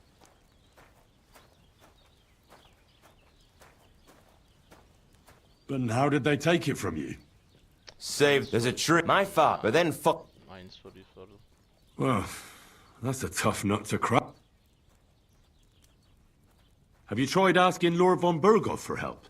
Of course, but he'd have none of it. He said it's up to the Trotskovitz bailiff to sort it out. But the bailiff couldn't care less. He said we should deal with Olbram ourselves, or he'll have us caned and clapped in the pillory.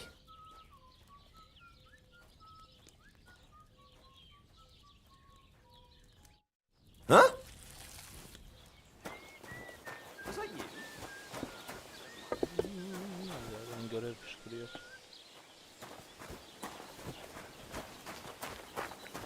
Sarılmış ya abi.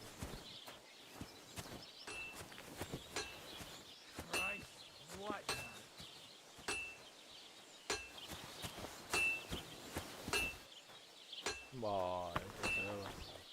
Adam yere vurunca çıkan ateş. Never mind. Yansıma. Strange.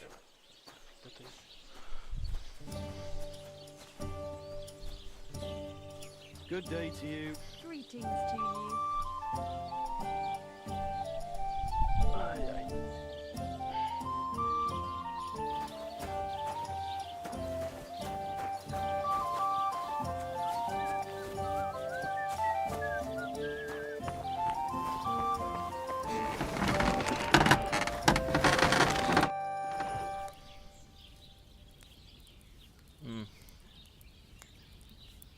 Hayvanları say. İş için burada. I heard you could use a helping hand at the forge. I could. My last two hands, well, they're not worth mentioning. And what with the wedding coming up, the work is piling up. What do they call you? Henry. I'm Radovan. You should know Henry. The blacksmithing isn't for everyone. Have you done it before? Yeah. I basically grew up in the forge. My father was a swordsmith, and not just any. He even forged swords for the nobility. For the nobility, eh? Well, that kind of experience will come in very handy for me indeed. As it happens, I have to forge a wedding present for young Lord Semine. A fine sword. So you'll take me on? Hold your horses. I'll have to try you out first. You could forge me a hunting sword as a test, so I can see if you can make a straight blade. That shouldn't give you much trouble if your father was a swordsmith, should it? Sure thing. I can get started right away. Great. Find some iron and get started then. Iron? You can't make a sword out of butter, but if you don't have your own stuff, you can get everything from the chest in my forge.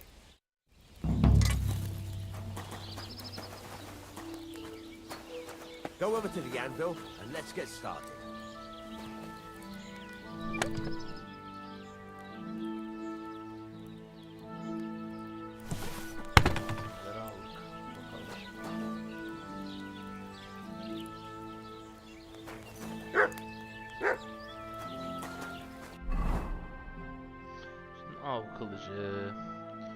Av kılıcı yapacağız. Çelik lazımmış, 2'ye 2 var. Hurda metal var. Bağlama malzemesi var.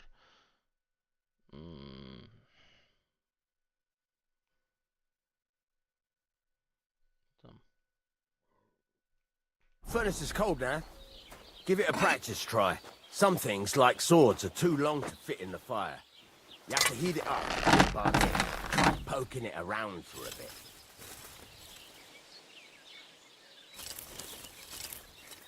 Now get the furnace nice and hot. There's a lever above you. Give it a pull. It works the bellows.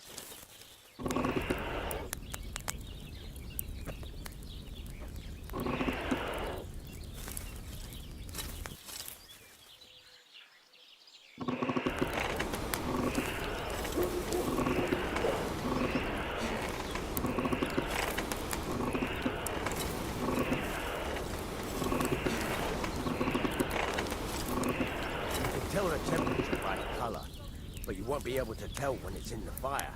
You have to take it out from time to time and take a look. Try it out.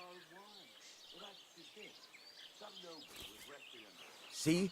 It's the color of straw, which is what you want. And you heated the whole thing up. Nicely done. Now you can go straight to the anvil. Evet, şimdi örse gidelim. Try moving the sword along the anvil so you can get the hang of it.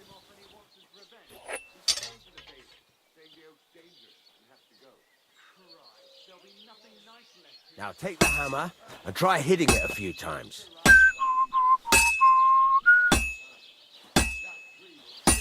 See the sparks? That's the sign of a good strike. The more sparks, the better. Also, you can hammer with different degrees of power. A stronger hit will do more, but it'll tire you out faster. Try giving it a few blows, as hard as you can, so I can see how strong you are.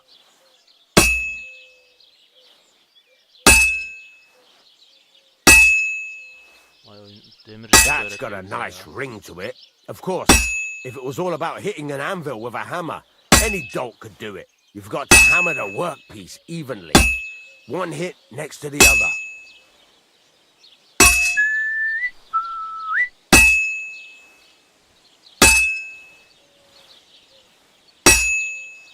There's two sides, like a lot of other things, including myself.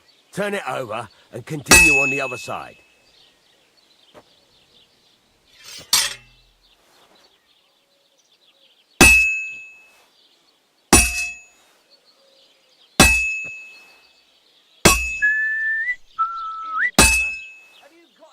Nice. Now try forging it on both sides. The closer it is to being finished, the more it will take on the shape you want. It'll cool off soon anyway.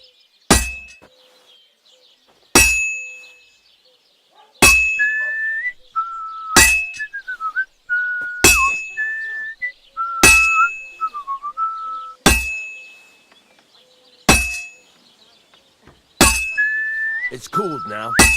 You can't do it all in one go. You've got to put it back in the furnace from time to time. Sometimes you've got to go there and back all day. But it's all part of the craft. Now, get back to the forge and heat it all up again, like before.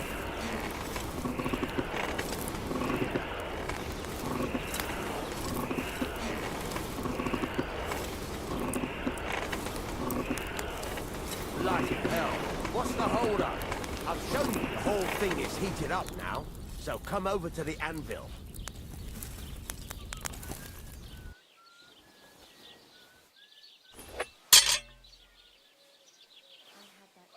See that? Besides the sparks, you can tell a good strike by the sound it makes.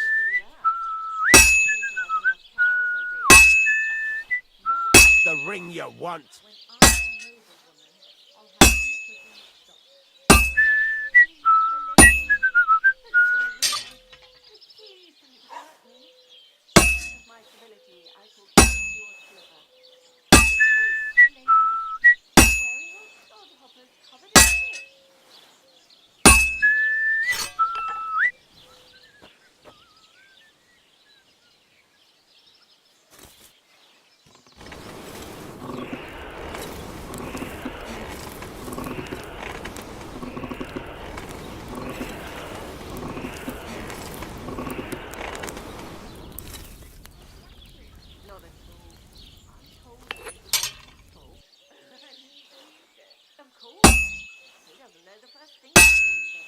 Sparks are flying nicely.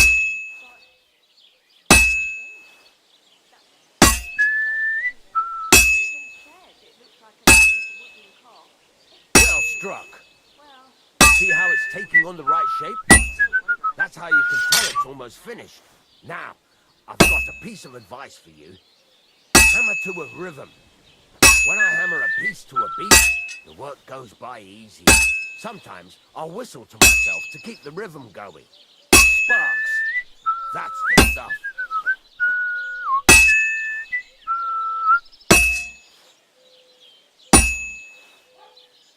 There you go. You've got it finished. All that's left is to temper it, and the sword will be done. The rest is just tweaking.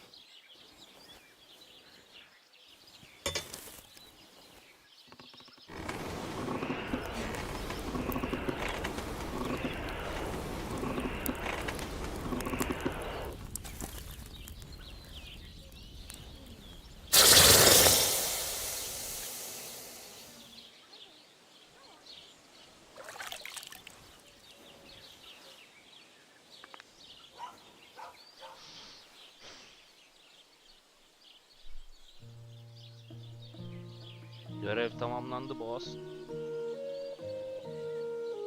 Right. Let's have a look. Very nice work. Your father taught you the trade well. He'd certainly be happy to hear that. If you carry on hammering as well as you did today, you've definitely got a job here. Even so, keep in mind, it's all about making sure every strike does its job.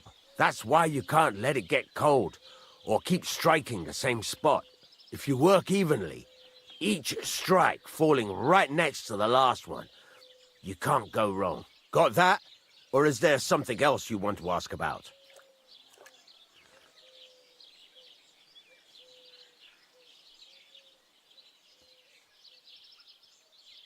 What good does it do me to whistle while I work? It makes you work to a rhythm. You won't get tired so quickly, and the iron feels it. How do I know a good strike from a bad one? By the sparks that fly up. And by the ring. It rings out with a different sound when you do it right. What's the right way to heat up the workpiece? Do it till it turns the color of straw. Ideally, the color should be the same everywhere, if your forging's going to be even. The main thing is, don't work it cold. You just ruin it. But don't overheat it either. As soon as sparks start to fly off it in the furnace, take it out. Why should I forge evenly? If you keep hammering the same spot, you'll never finish it. You'll just fuck it up. But jumping from one end to the other ain't a good idea neither. You'd end up working unevenly. The best thing to do is aim each strike next to the one before. How will I know it's finished? Notice the shape. The closer you are to finishing, the more precise the shape it will have.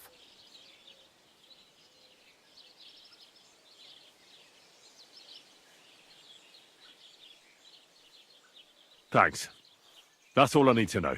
You can sleep in the chamber by the woodshed. And there's a chest where you can keep your things. And of course, you can use the forge anytime you want. Any questions? Where can I get materials? You can buy some essentials from me. But if you want to make a fancy sword with lots of ornamentation, you'll have to look elsewhere. This is just a village, you know. The locals ain't after luxury. And they can't afford it neither.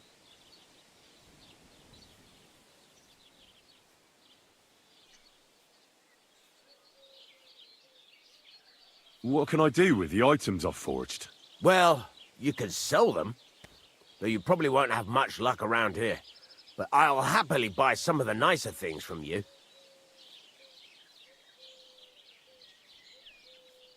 Where exactly is my bed? At the side of the house.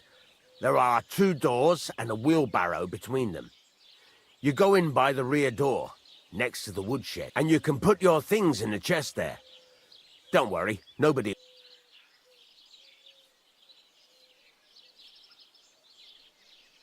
What now? What do you think? You're not going to be idle.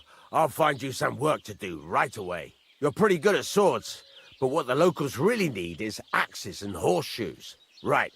Here are some simple drawings that show what they're both supposed to look like. And some iron. You can get down to it right away. Just like that? You aren't going to help me? Sacre, lad. I chose you because you already know a thing or two. I'm not going to look over your shoulder all bloody day. You take care of these smaller jobs. Forge away as long as you're able, and then sell it all. Once you've made some coin and feel like being out in the open again, I'll give you some more interesting work. Ay, her şeyi bize yıktın gidiyorsun kendin.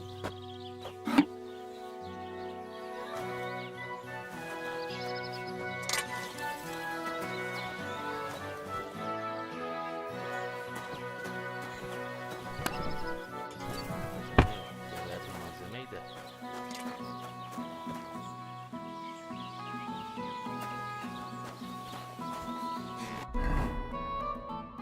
Kılıcı yaptık zaten ya. Başka bir şey üretemiyorum. Nal falan filan hiçbir şey.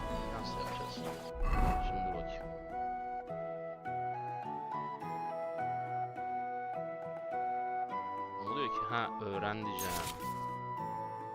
Tahta baltası. Evet.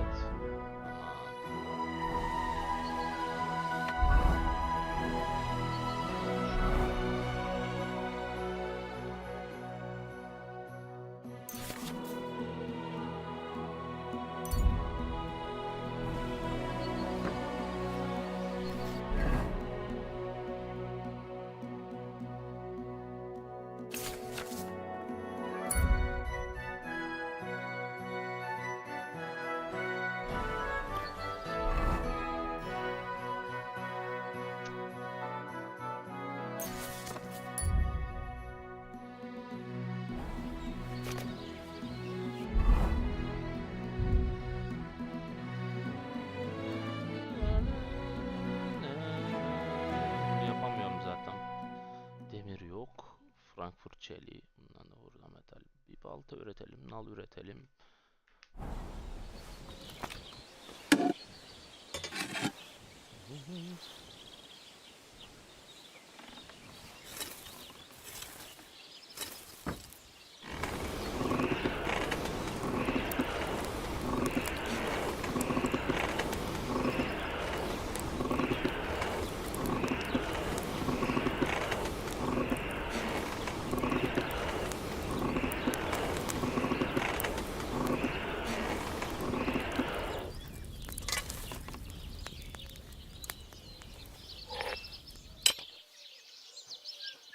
Christ almighty.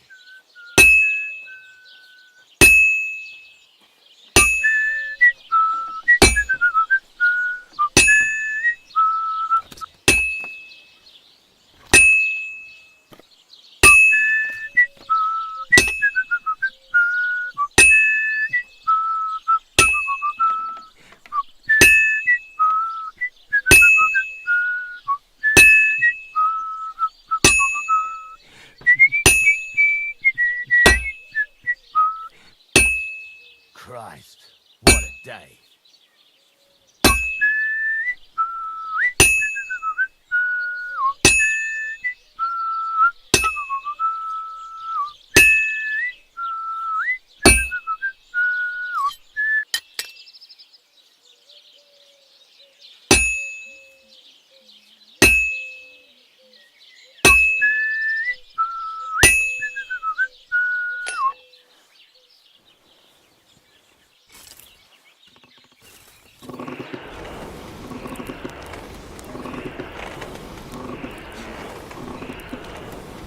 Sevdim bu işi ya. Oh, for fuck's sake.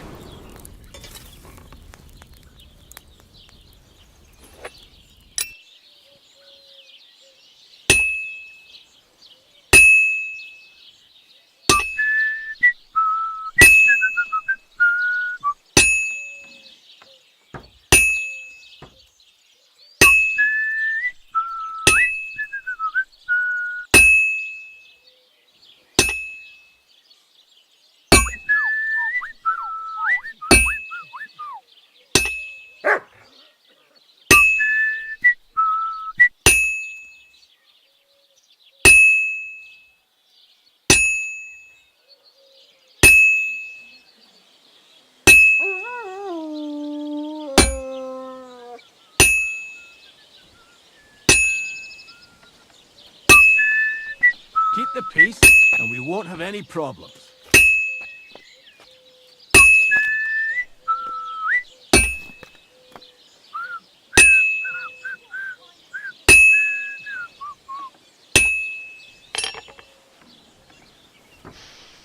Take care then.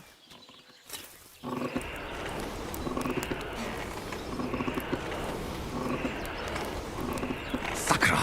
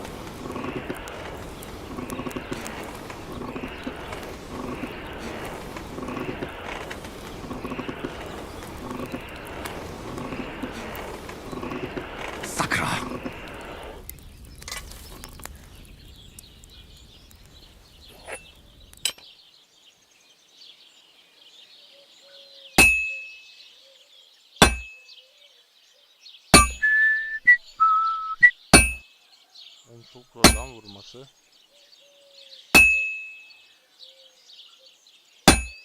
Buna zormuş buna. Denk getirme.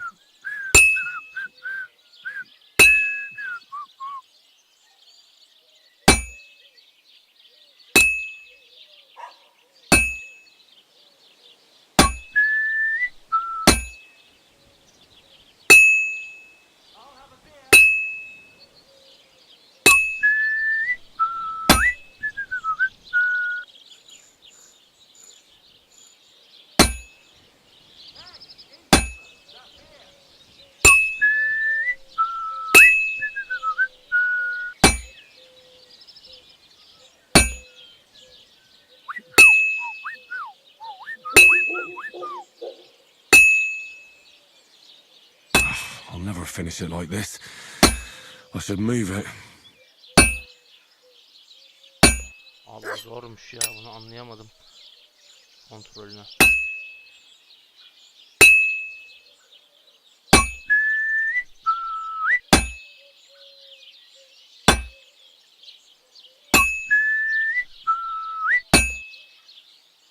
I should do it more evenly.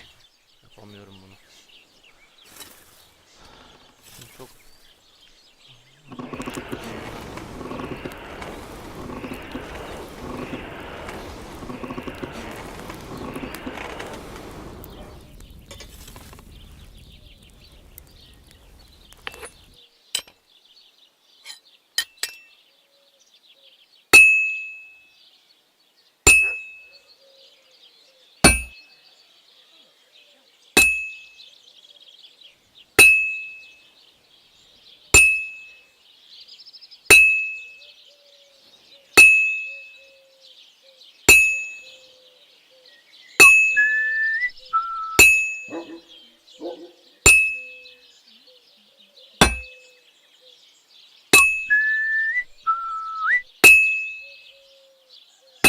I'll never finish it like this. I should move it.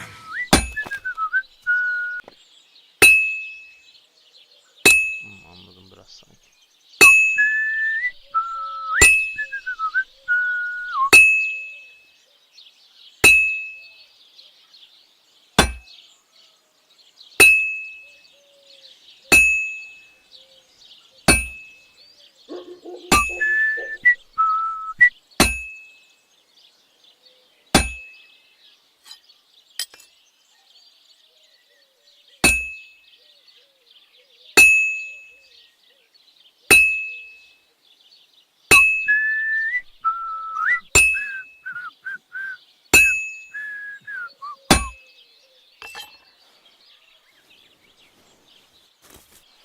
Alışı zormuş ya.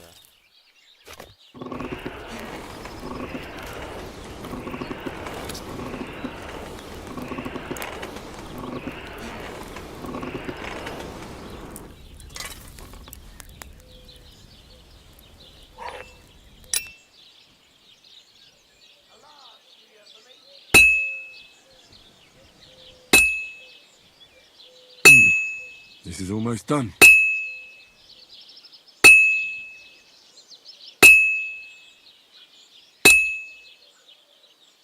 And that's it.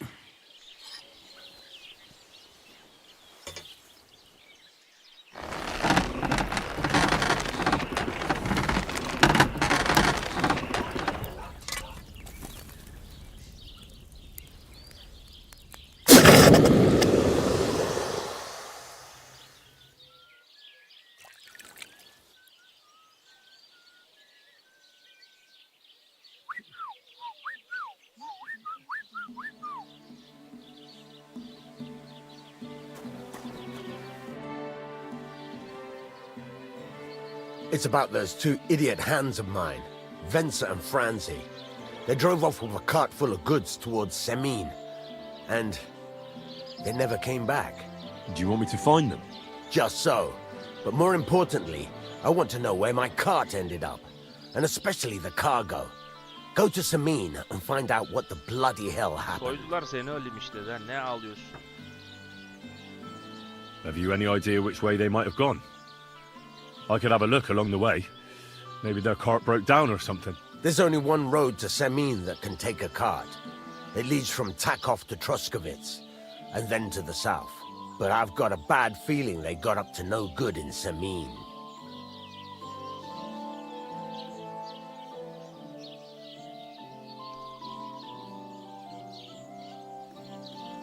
Those two hands of yours, Venser and Franzi, what can you tell me about them? Can't tell you much. They're wandering laborers. I don't think they wanted to stay here with me for long, but these days I can use all the help I can get. Were they suspicious in any way? No, they worked hard. They ain't no slackers. And I can't say that about everyone.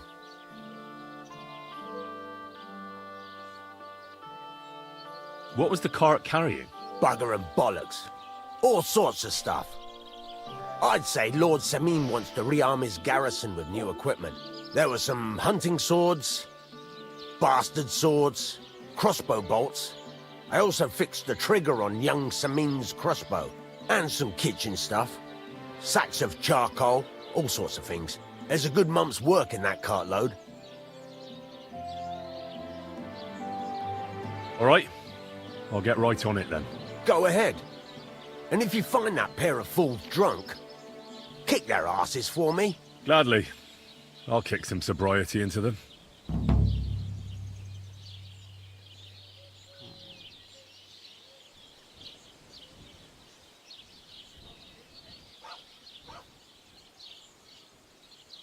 Can I ask you about that cart? What is it you need to know? All right. Time's wasted. There's a couple more things I'd like to ask about. Ask away. Thanks. I need something that'll put animals to sleep.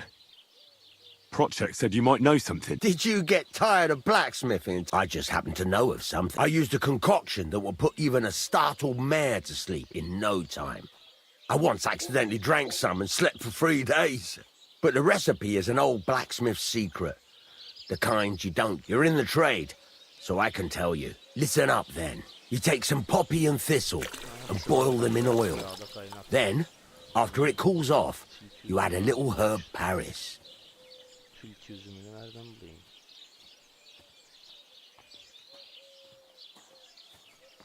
That doesn't sound too complicated. Thank you. What do you want? You speak up or get... Niye azar çekiyorsun lan? I'd like you to teach me something. It can be done, but it doesn't come... What do you want to...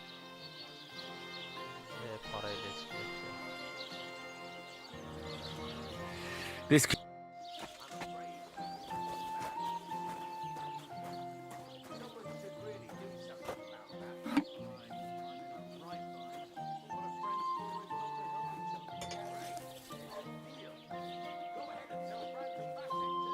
Daha kaliteli yapmışım bak.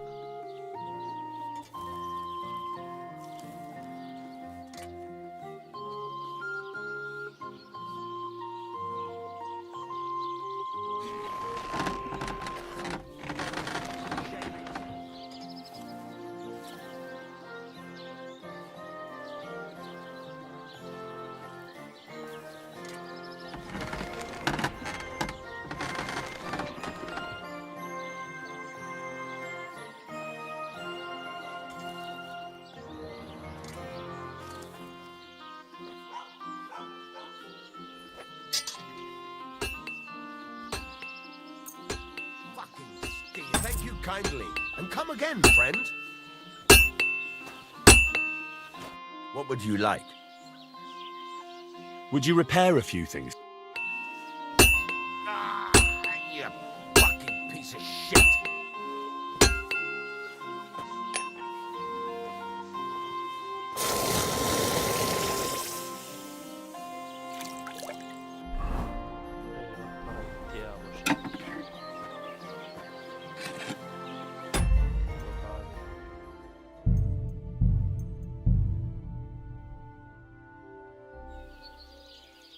What do you want? Speak up! I need something...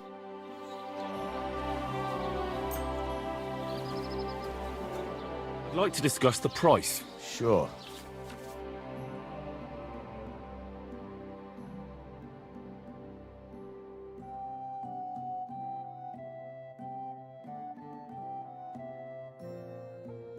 I'll go for that.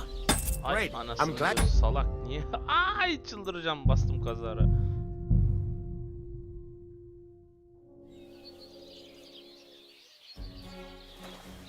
What do you want? Speak up! Would you repair a few things for us? God bless. Good day. Let's talk about the price. Sure.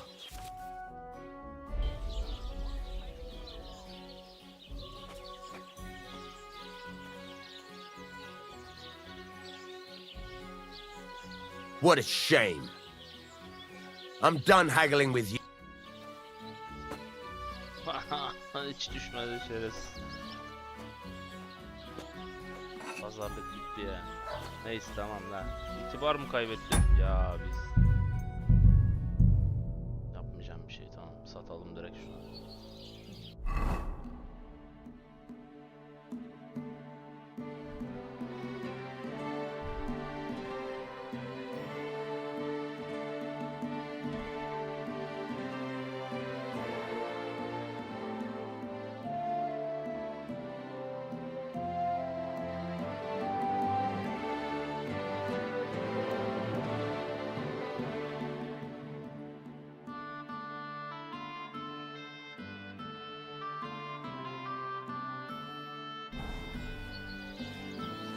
Good afternoon. What do you have?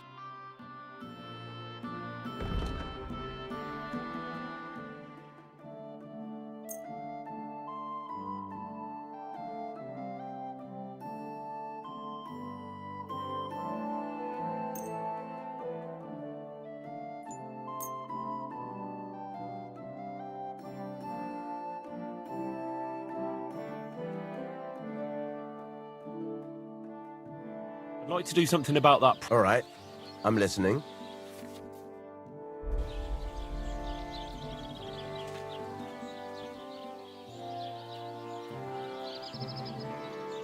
That, and a little tip.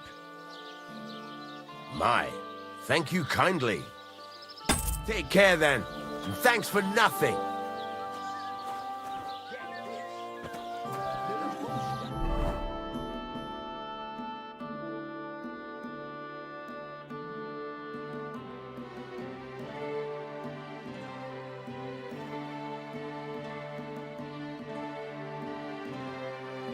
Ben anlamadım bu işi ya.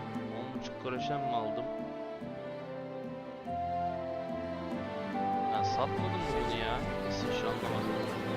How can I help you today, friend? Show me your wares.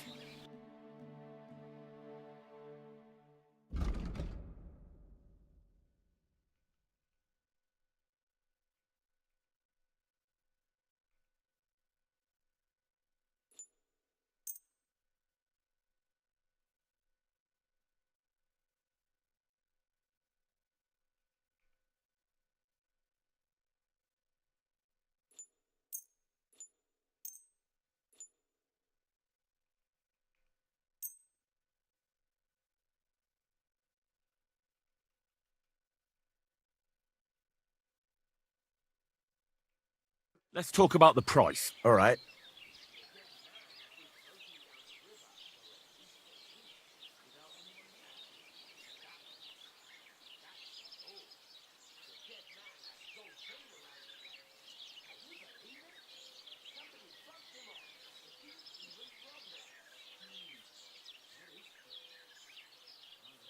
Finally, a reasonable. Pleasure doing business. Take care.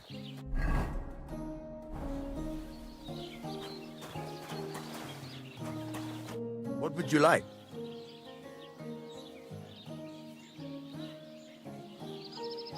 What do you have? Why are you wasting my time if you don't want anything then, eh?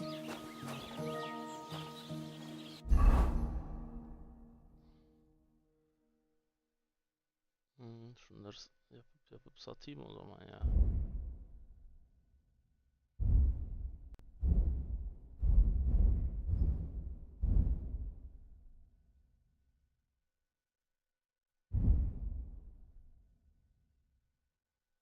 İleride fazla bir şey yaparız.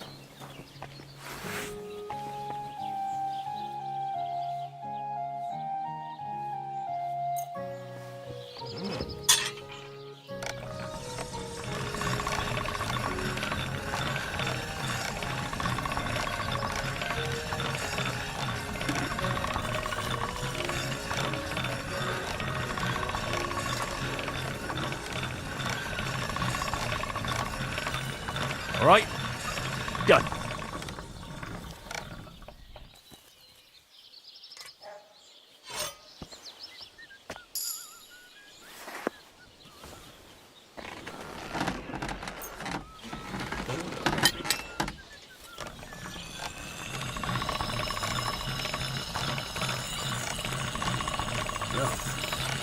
Can't get any better than this.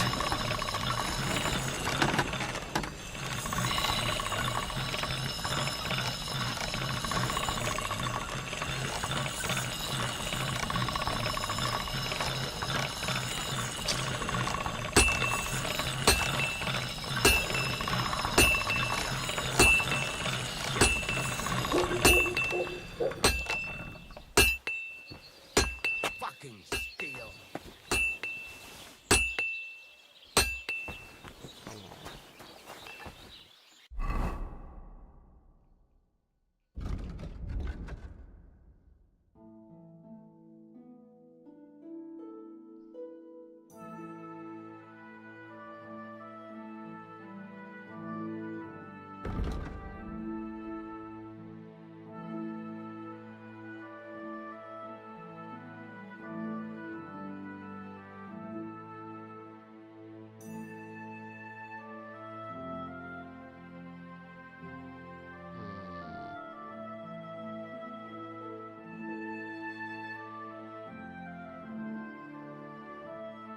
Oğlum çıraklarını nereden bulayım senin ya?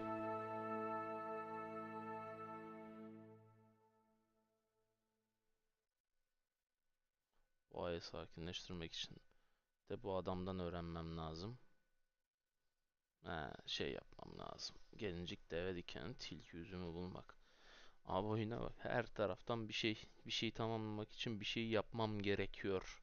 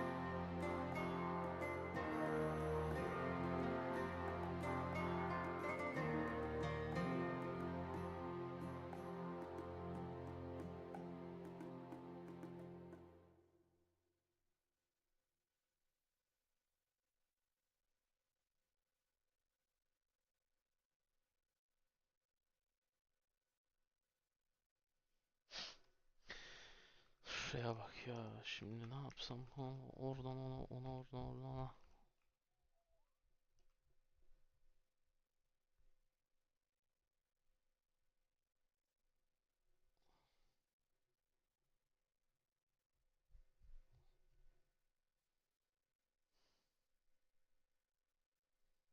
Semine dediği yer neresi ya?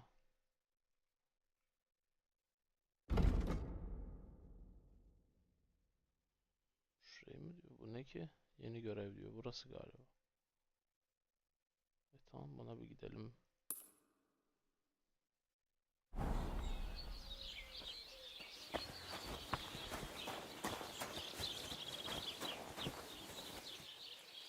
That's a fine maypole.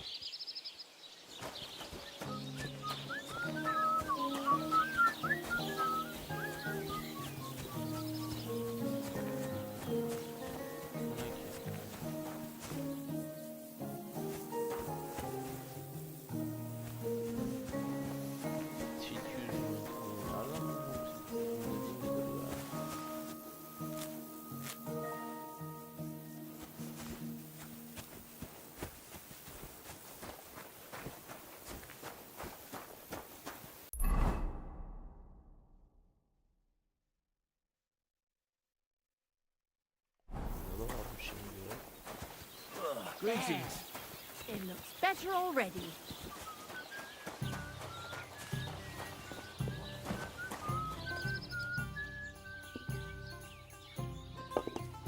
Innkeeper, a beer!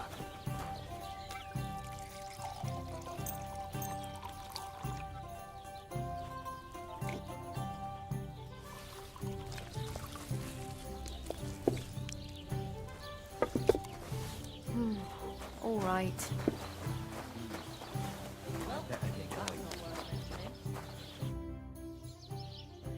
People call you the Mouth, right? They say you tell all sorts of stories. I'm no mouth to you. My name is Bughead. I'm sorry, Stenyak. Pleased to meet you. I could tell you, or would you? But it's a lot of hard work for me. Now, if you had something to drink or a couple of groschen, that might help loosen my tongue.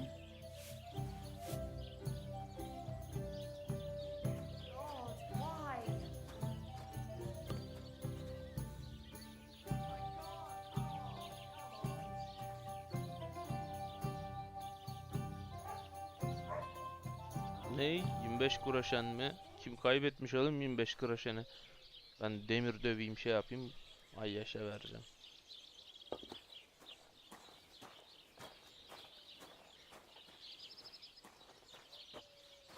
To your health, my friend.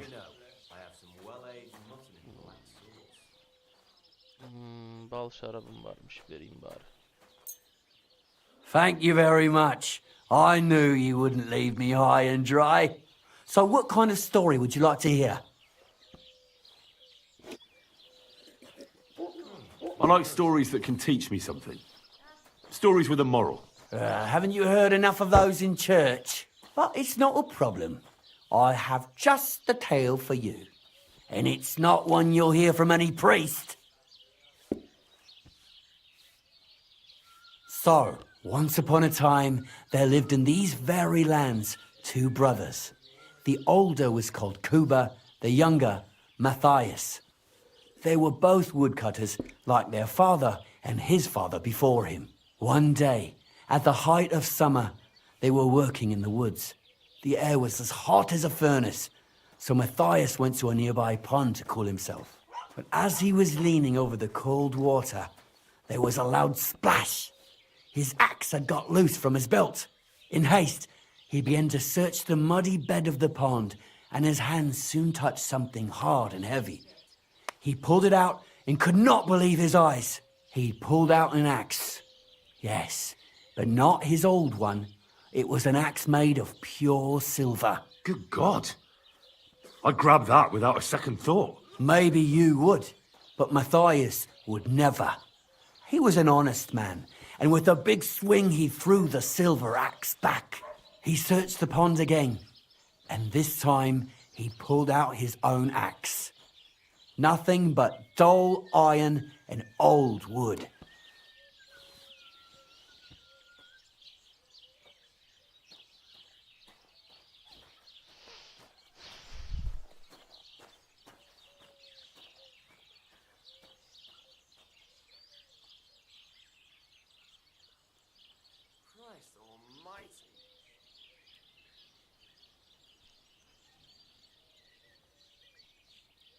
I reckon that was the right choice.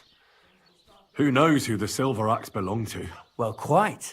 Listen on. Matthias was just about to leave when suddenly a water goblin came out of the pond, silver axe in his hands, and he said, "You're a righteous man, Matthias, and for your honesty, you may keep both axes." Matthias, not hanging around for the goblin to change his mind, took up both axes, gave us thanks, and ran to tell Kuba all about it. Kuba, however, was not best pleased with his little brother's fortune. He deeply envied Matthias for his newfound wealth, so he set out to try the same thing. He ran as fast as his legs could carry him straight to the pond, threw his own axe in, and began a pretend search for it. Yet Kuba had no luck. He pulled out the axe he'd thrown in himself, so he tried again. Tricked by sunlight, he grabbed something shiny, only to pull out his old iron axe again. Enraged, he hurled his axe back into the water and yelled, "Fuck this axe!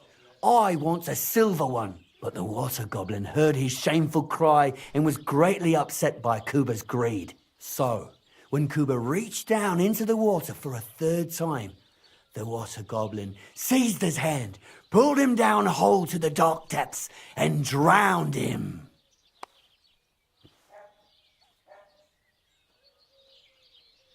Taking their time again. Oh, that's so cruel. I feel sorry for Kuba. Aye, and so did Matthias. He went to the water goblin and begged for his brother's body so he could take him home and bury him.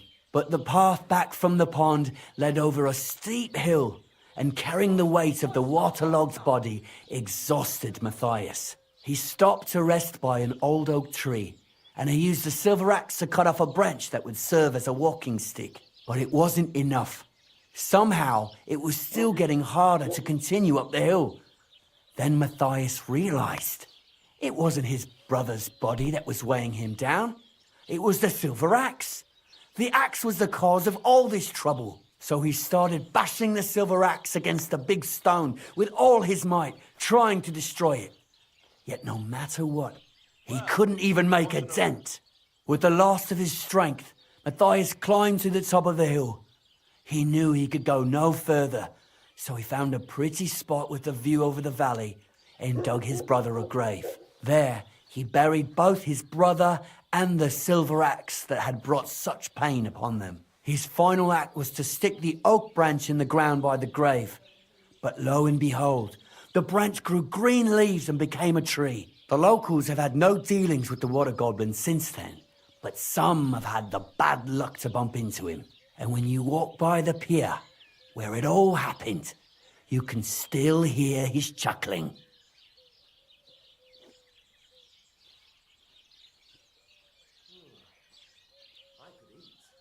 That was a very nice story. Story? What story? It's the truth. Why hasn't anyone gone looking for the axe then? Because it brings misfortune. Didn't you listen to me at all? Look for yourself if you wish. Rock Tower Pond isn't far from here. The Water Goblin's Pier is somewhere among the reeds. But leave me out of it. I'm fine here with my drink. Farewell.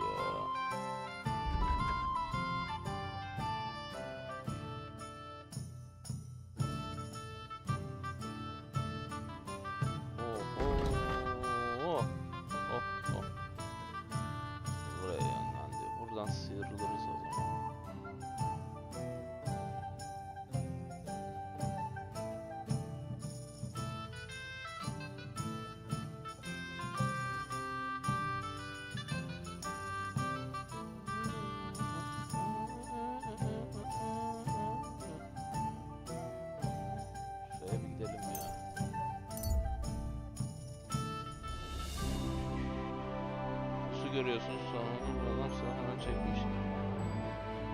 Adamlar şu an sinir bağırıp biliyorlar. Seni henüz fark etmediler diyor.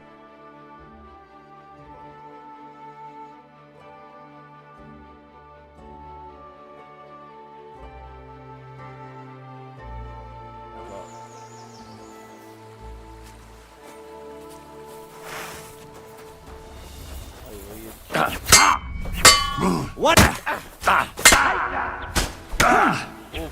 Öldük ya. Abi bu ne? Suya geldik ya oyunlukta. Dur bakalım. Çok kötü pusuya geldik. God bless. I've heard about you, but you can't beat me.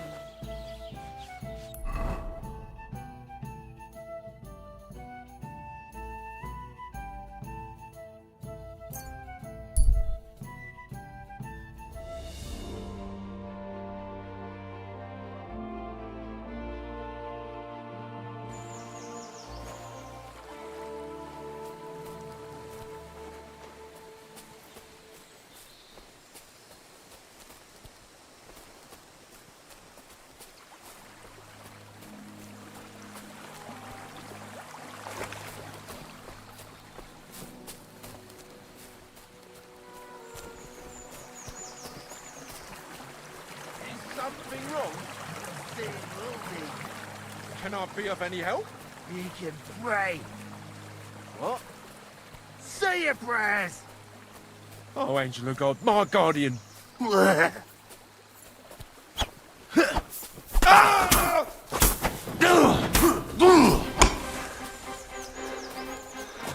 You wanna try me?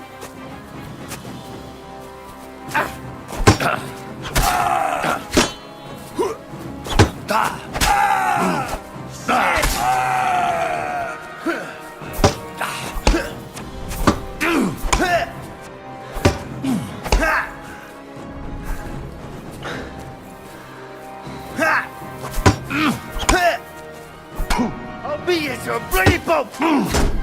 Kalkanı var şerefsizin zırhı.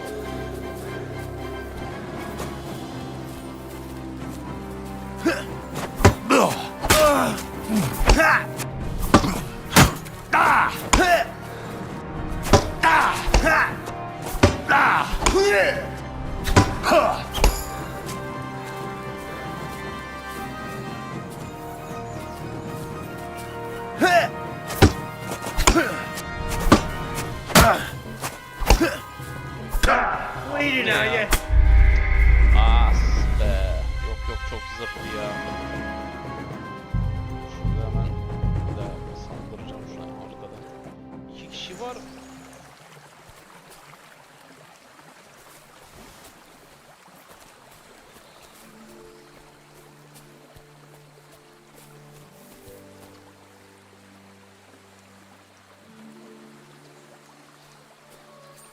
What the? Someone! Help! Here, one.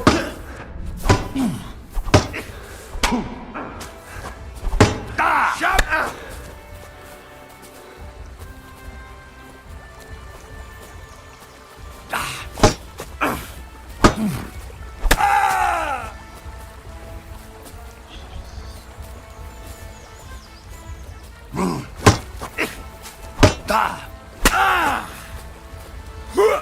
Take that! Come on, young!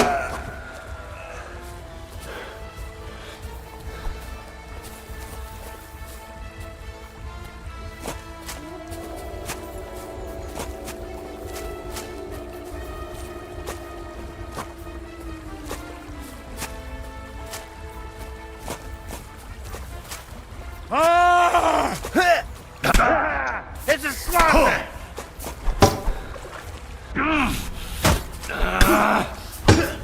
Oğlum çok şerefsiz.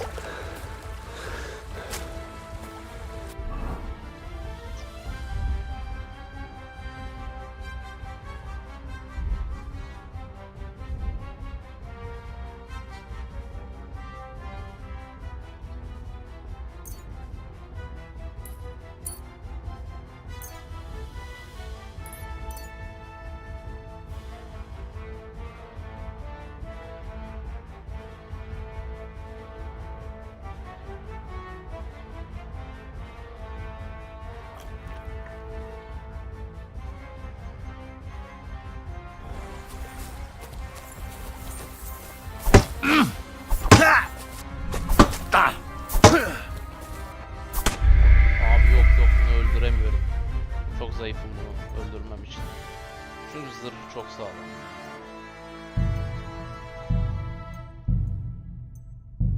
Hayır. Çok zor.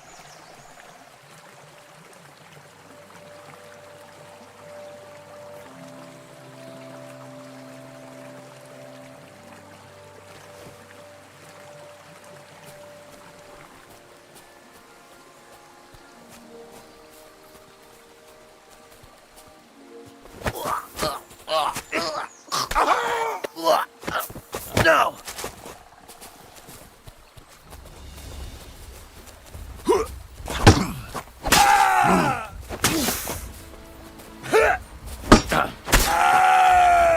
I'm all yours!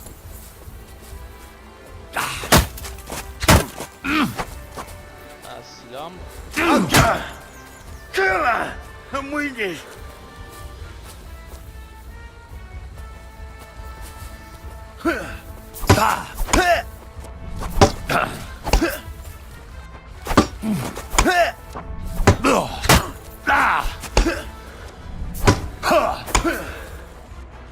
Fuck you!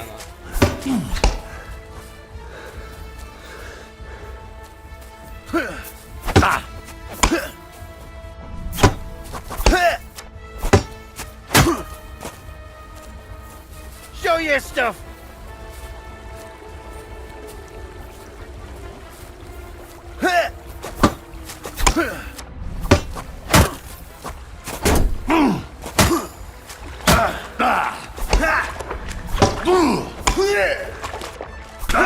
You're not getting out of this alive!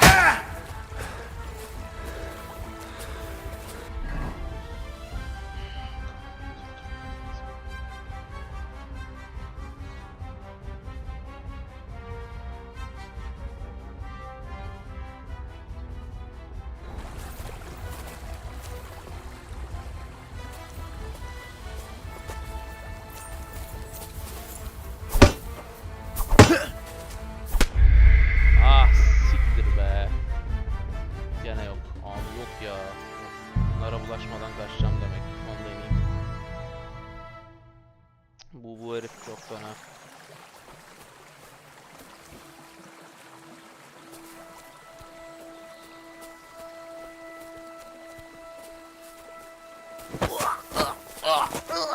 I'm being attacked! Help! No!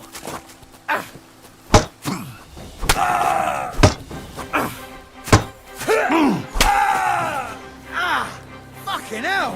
I'm all yours!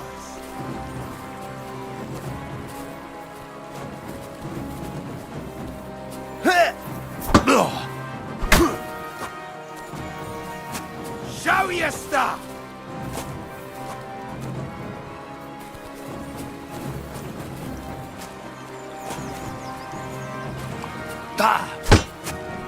I'm all yours!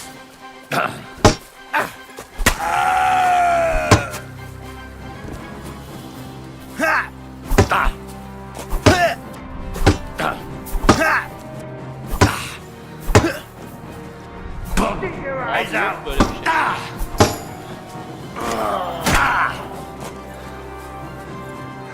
Oradan baksana, yardım etsene şerefsiz. Seni kurtarmaya çalışıyorum. Yok abi. Deli oldu.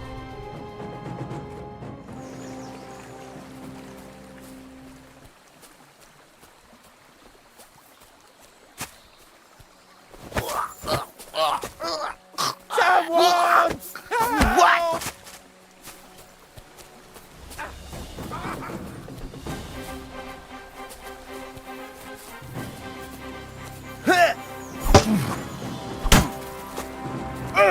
Christ! Shit! Show your stuff! Fuck!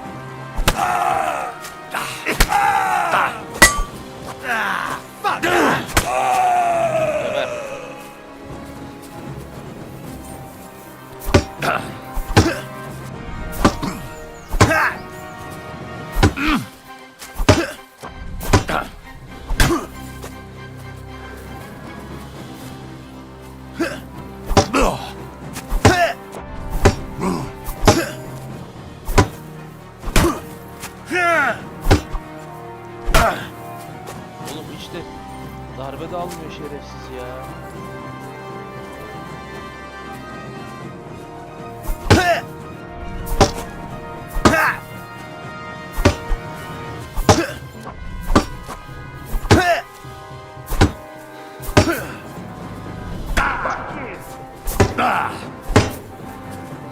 Come on then.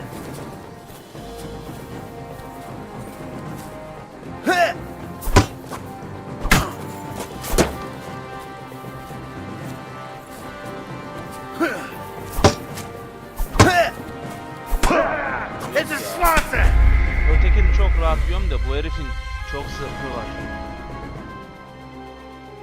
Yaraladığım halde arkadan inat ettim ya. Bir şekilde yiyeceğim bunu.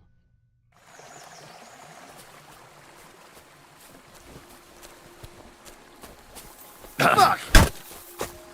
Somebody, please!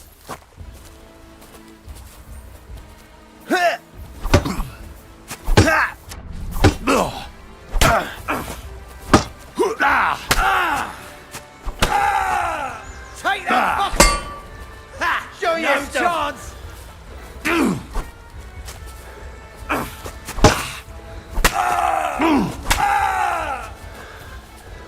Come on then. To shreds, you scum!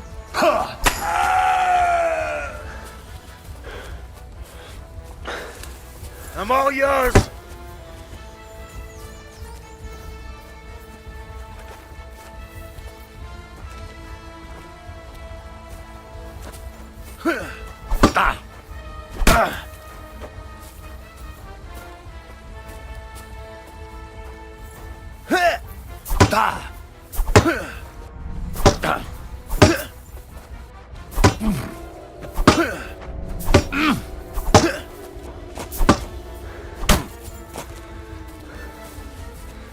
I'm all yours.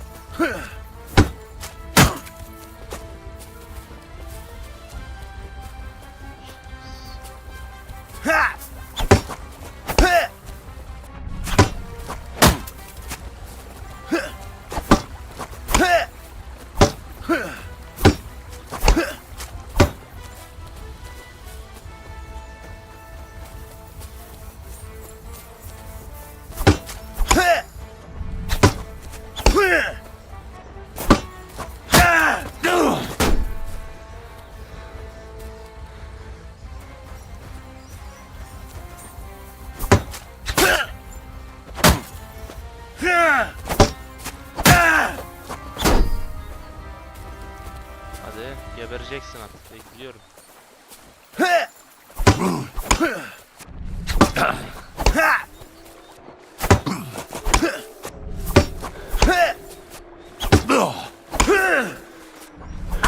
I'll beat you to a bloody pulp, fucker!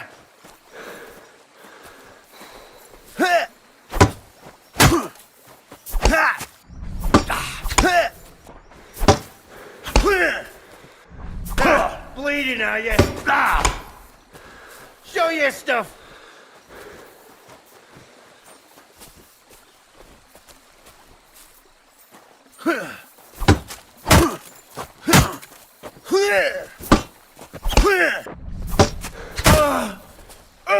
Crushed! Shit!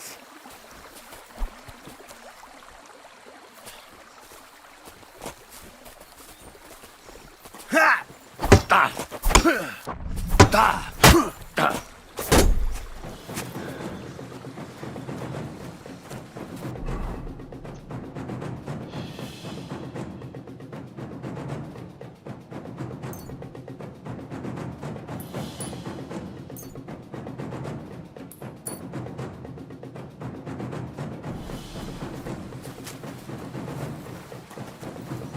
I'm all yours.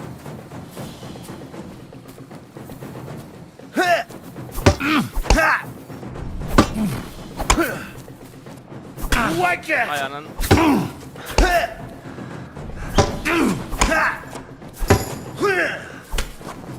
Kahretmesin. O kadar da yaptım, yaklaşmıştım bu sefer. Öğreniyorum ama. Yiyeceğim oğlum seni. Şansın yok.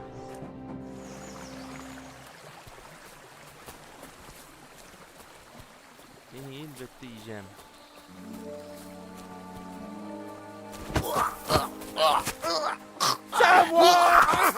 What? I'm all yours. Ha! Oğlum ne yaptın?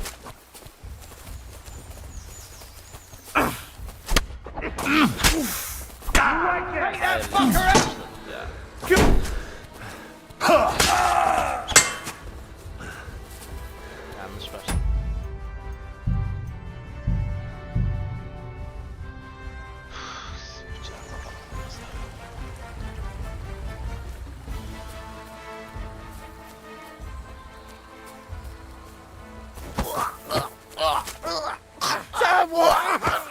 No. Show your stuff.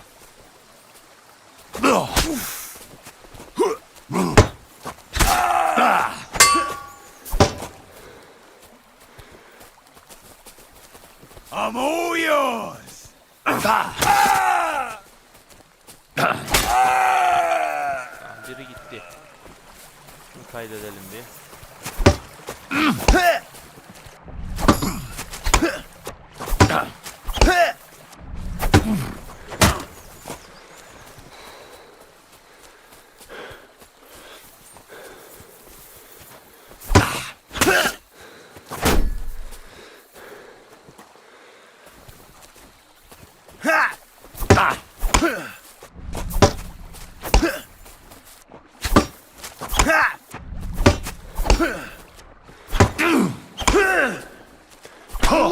Abi ya.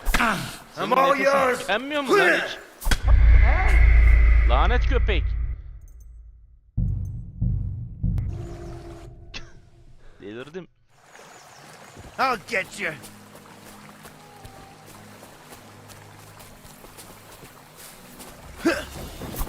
Oğlum çıkma. Oğlum silahın nerede?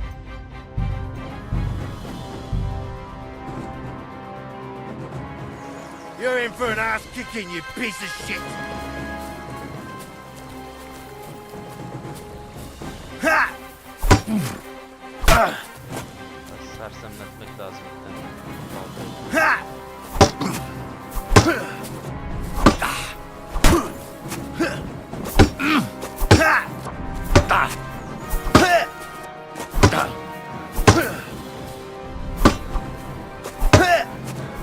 I'll beat you to a bloody pulp! Oo, nasıl bir vurmaktır ya?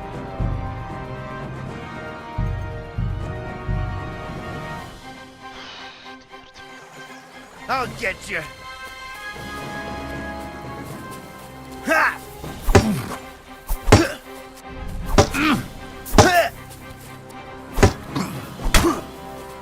Come on, I'm with you.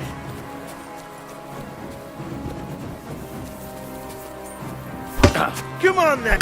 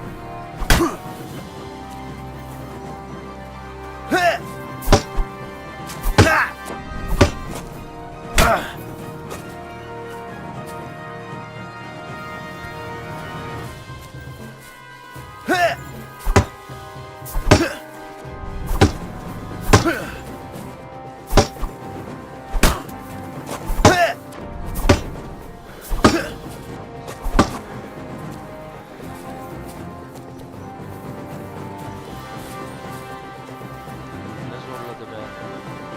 Eyvah.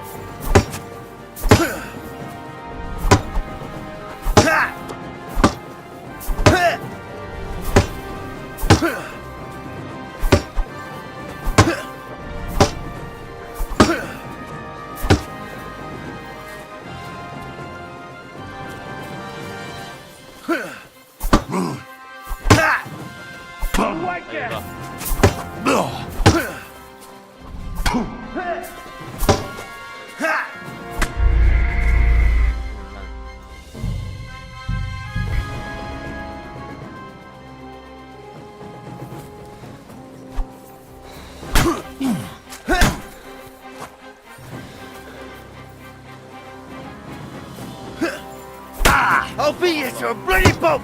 Fuck that!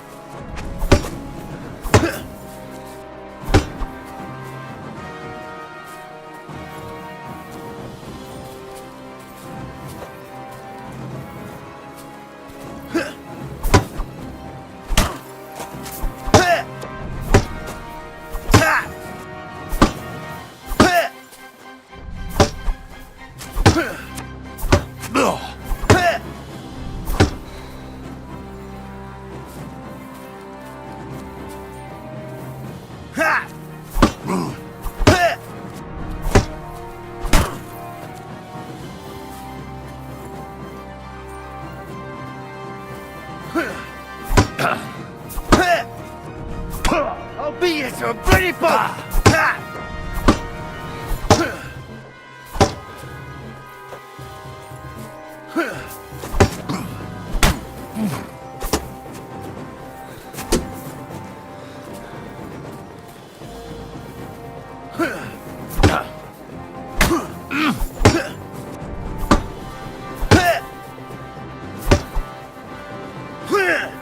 Fuck you!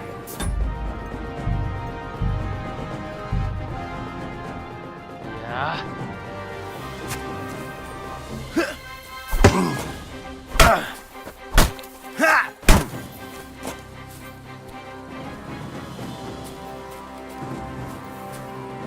Show your stuff!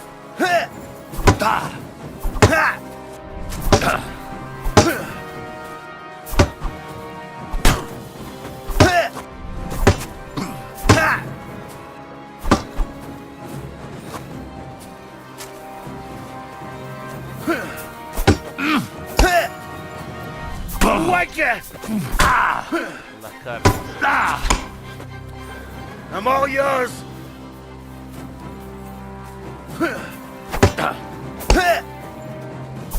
I'll beat you to a bloody pulp, fucker!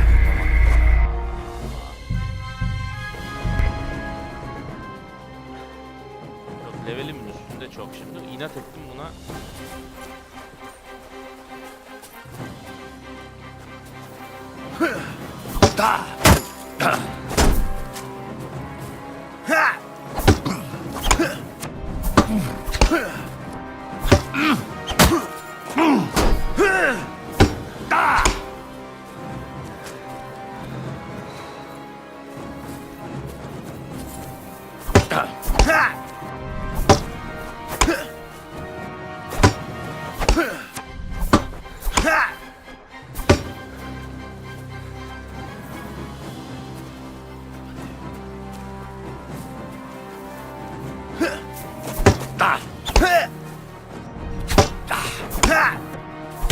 I'll beat you to a bloody pulp! Ya abi nasıl? Damn. İyice bokunu çıkarttı ya.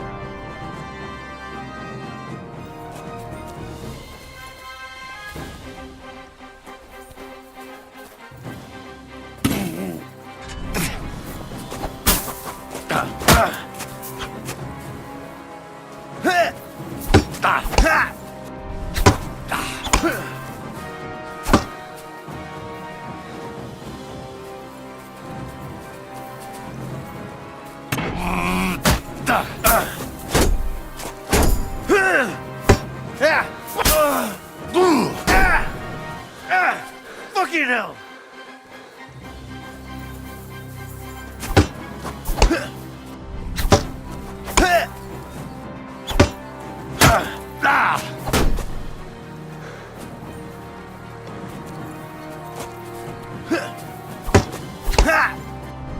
Fuck you!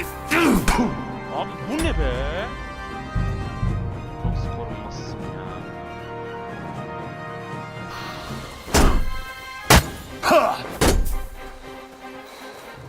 I'm all yours!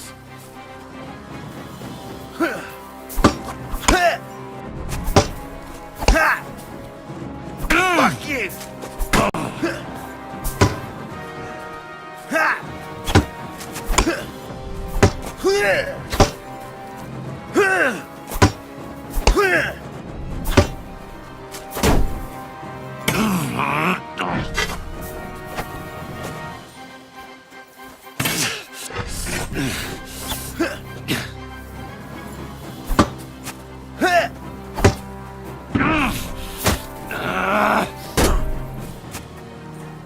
Piç.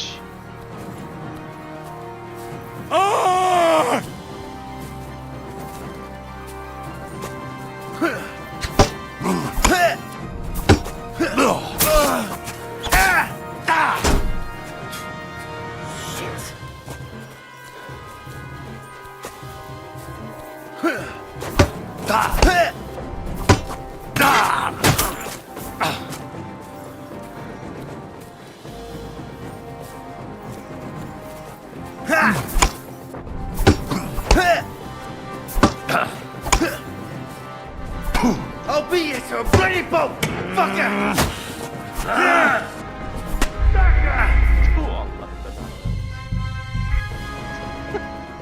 delirtti beni.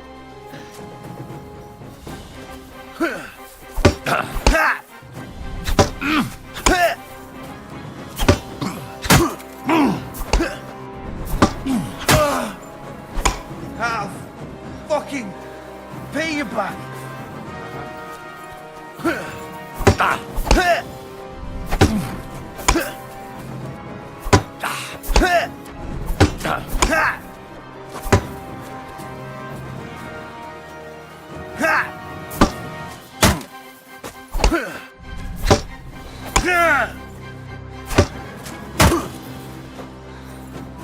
I'll kill you!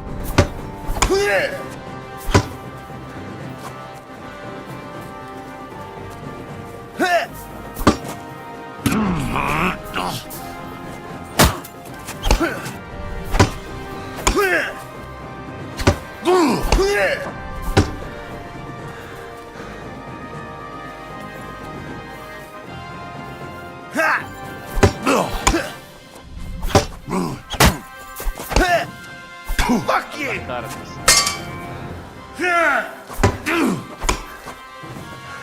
Come on then!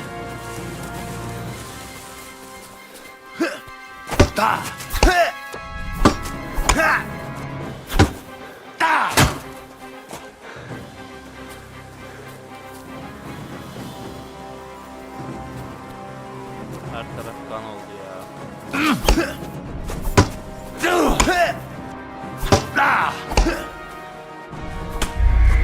abi.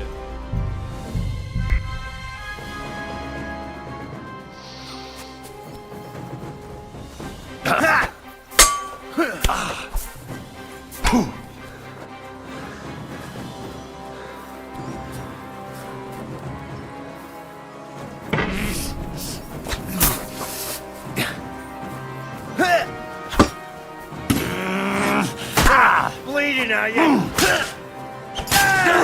Geber be. Şerefsiz çocuğu.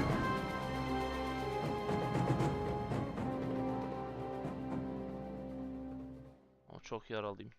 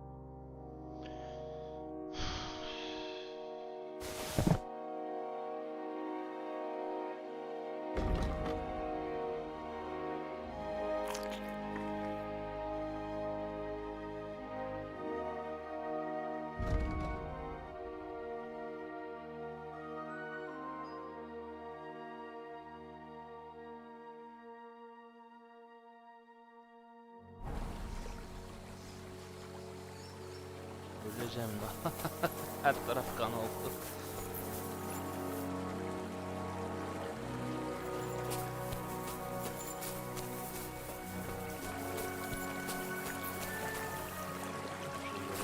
Böyle gitmek de mesele. Bak. Bunları yağmalayayım, gebermiş.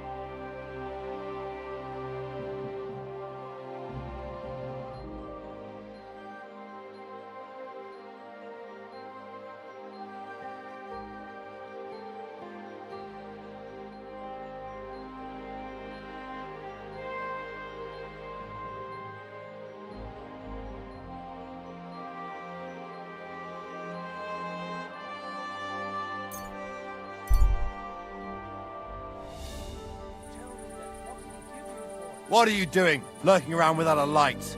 Get a torch, or I'll put you in the stocks. You're not from here, eh?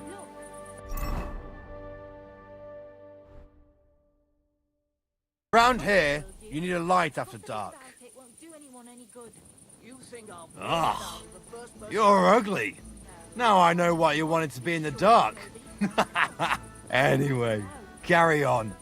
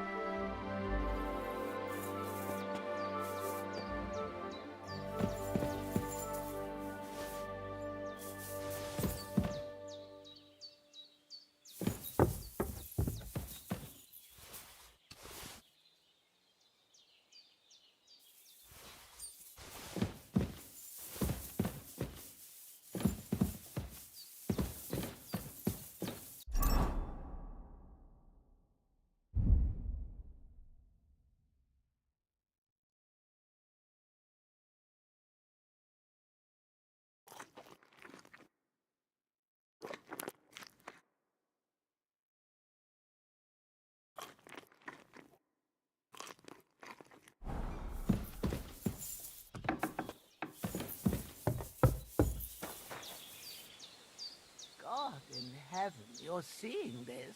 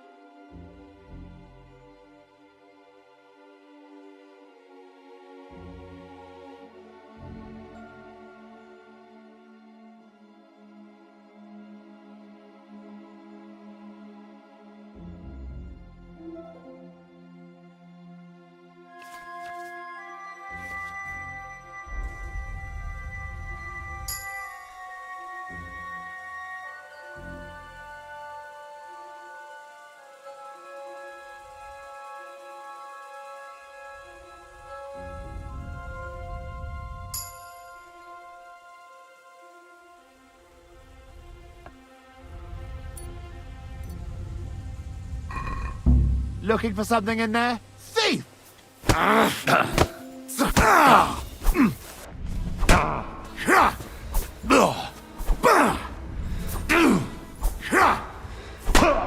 Useless! Let's see what you're made of, you bastard!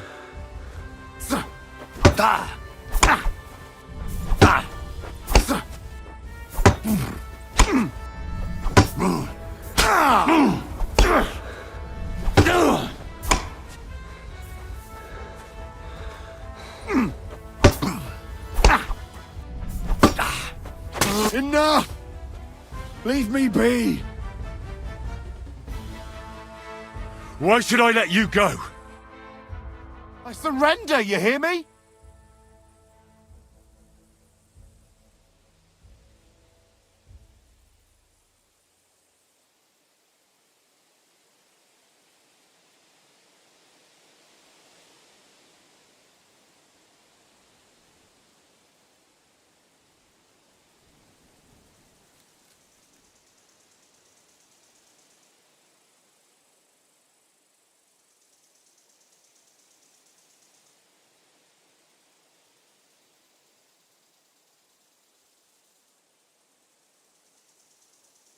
Give me everything you have, and I'll let you go. All right, easy now. Just let me go, and I'll give you everything. That's all I have. Now let me go.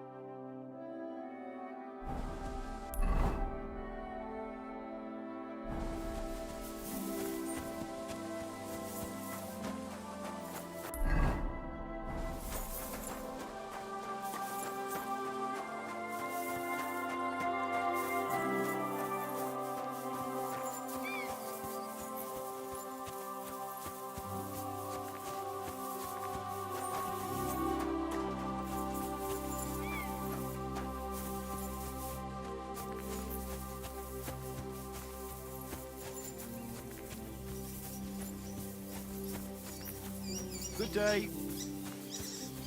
Where are you heading, laddie?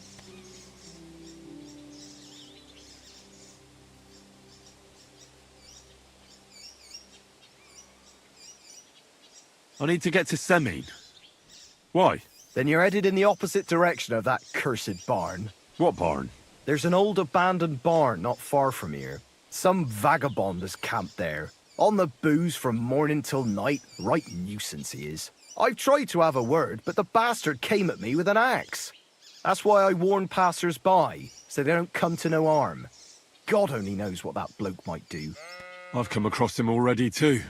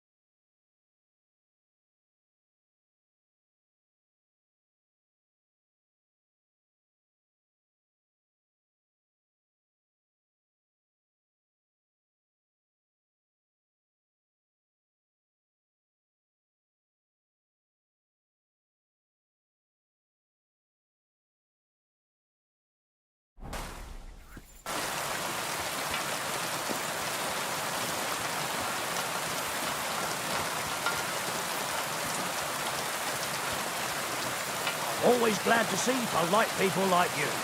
God be with you. Cheers.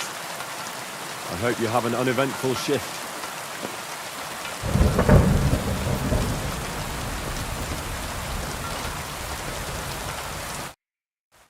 So I says to him, "No, father, I haven't been fornicating. I've just been loving my neighbour." Hey! You alright there, laddie? Oh, you should have seen him. He went as red as a cardinal's hat. Aye. Hey, servant, bring some wine. Me? No, I'm not a servant. Oh, I know. Old Samine is saving supplies for the wedding later. But you didn't need to bother your wee head about that. Look, I'm not from here. Oh. I didn't give a fuck where you pray. You speak our language, do you not? Well, Yurko, seems to me this fella doesn't know how to behave toward his betters. The old man's hired hands are lacking in manners. We'll soon fix that.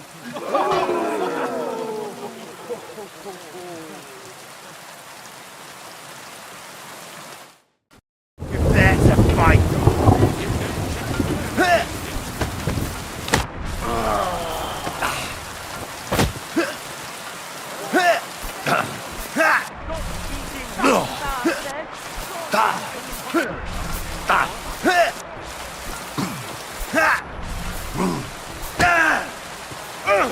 Christ! Shit!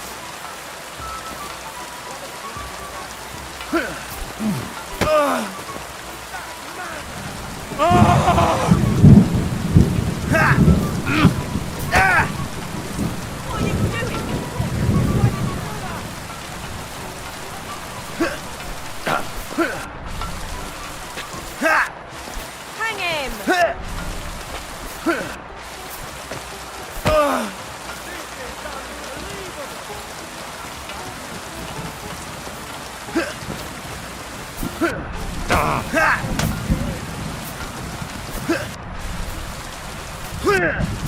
Fucking bastard!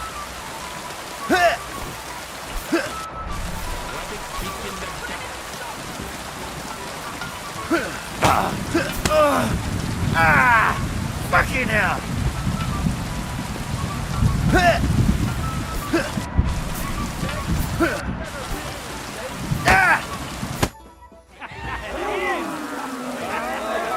Come on! Oh, you wee What bastard! in the devil's name is fucking going on here? What do you think's going on, Grandad? I'm teaching your people here how we do things. Grandad? Why, Grandad? An old captain like you probably still remember the foot. True enough, Yurko. I am old. And I remember all sorts of things. Like you. When you were a little nipper running around here bare arse, with a ribbon in your hair, screaming out how you was Princess Sophie. Poor lad, hadn't a moment's peace from his big sisters. What about that wine? Who in God's name are you? Henry. The Takoff blacksmith sent me. Radovan. Blacksmith, eh? Then you'll have some explaining to do. Come along and never mind that fool Yurko. Young Samin's getting married, so we has to put up with his kin from Arabia. We'll be needing 12 geese. And I must tell Vashek to get 3 pigs ready for slaughter. And the carters will have to be sent to Yetchin to get at least a peck of poppy seed for cakes. And gingerbread spices. Oh, and wine, too. It's almost all gone. What we bought only last week. Enter! Sorry to intrude, sir. This is Henry, blacksmith Radovan's hand. Oh, excellent. Dorothy, leave us now. Just make sure that there's plenty of everything so long as it doesn't cost too much. But, sir... Not another word! Leave us!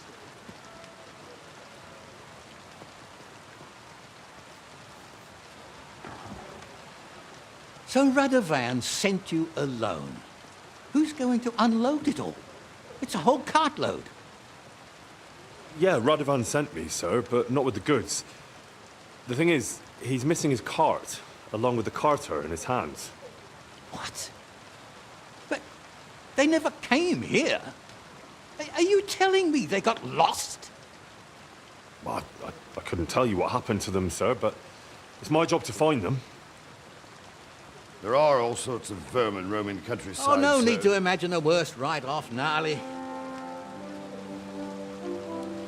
Anyway, I need the load from that cart, so saddle up your old nag and we'll ride out, Captain. I could do with a breath of fresh air. I've had it up to the eyeballs with counting geese and pies. What about Henry here, sir? Well, what about him? We could use an extra pair of hands. You know how my shoulder's acting up. Yuriko is shit-faced, and your son... The older has work to do. All right, take Henry with you if you want. Just so long as he doesn't slow us down. Thank you, sir.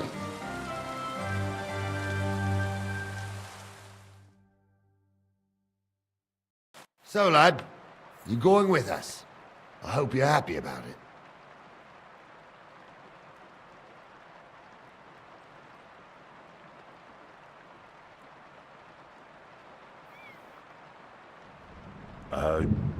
Yeah.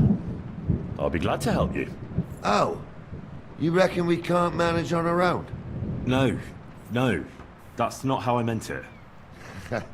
Take it easy, son. I'm only yanking your pizzle. By the way, the fellas at the gate say you came here on foot. Yeah, I did. Christ above! And how are you going to ride with us? On the back of my saddle? You're a bit big for that, ain't ya? And I'm a bit too old.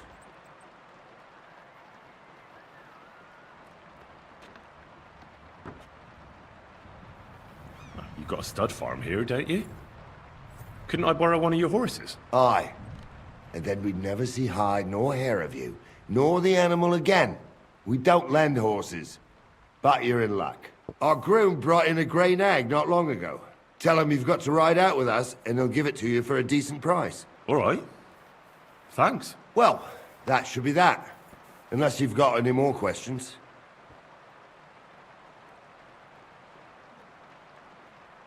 Actually, there is something I'd like to... I'd like to go and see that wedding. Wouldn't we all, lad? And what would you do there? Well, I heard Lord von Berghoff will be at the wedding, and I need to speak with him. Son, I don't know if you're serious or yanking my pizzle. Anyways, you're Radovan's hand, ain't ya? He'll be coming to the wedding. He's making a wedding gift to the groom. Stick with him, and maybe he'll take you with him. This Yurko and his mates, who are they? They're Lord Sameen's kin. They're fine as long as they don't get too much booze inside them. Only they're from Moravia, so they're never far from the booze. But what can I tell you, lad? Each to himself. Besides, they stick with the family when push comes to shove. And you can't say that about everyone. And you, sir? What is it you do? Well, son, I wonder if I haven't made a mistake about you. If you haven't figured me out by now, you can't be very... No, I just meant, what exactly is it you do for Lord Seming? And your name isn't exactly very common. I'm the captain here, and I'm sure I don't have to tell you what a captain... As for my name, it's a nickname Lord Sameen's grandpa gave me. May he rest in peace. When I joined his service as a young fella, I took my gnarly club with me. Wouldn't use anything else. I was used to it. And more than once helped me to, well, win an argument. I broke many a hard skull with it. And it's still in one piece. We've been together so long, We even share the same name. You're lucky you didn't turn out to be Captain Knob. Or Captain Headcracker. You're right.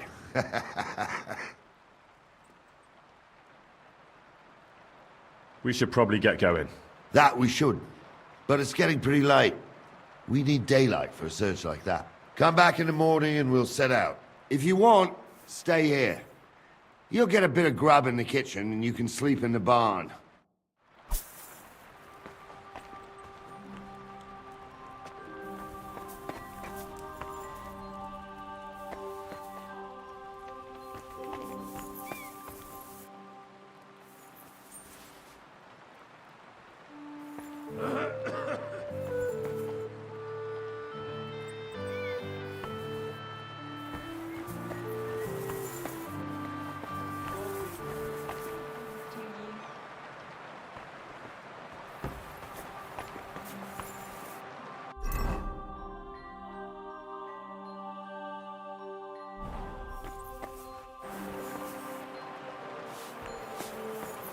God bless.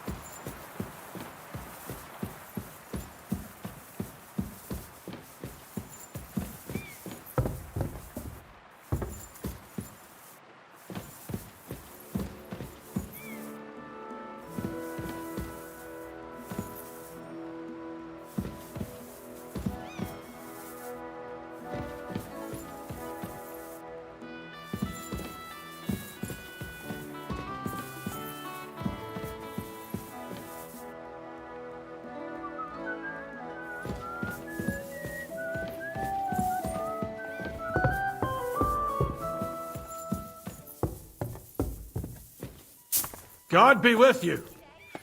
Keep the peace, and we'll stay friends. God be with you.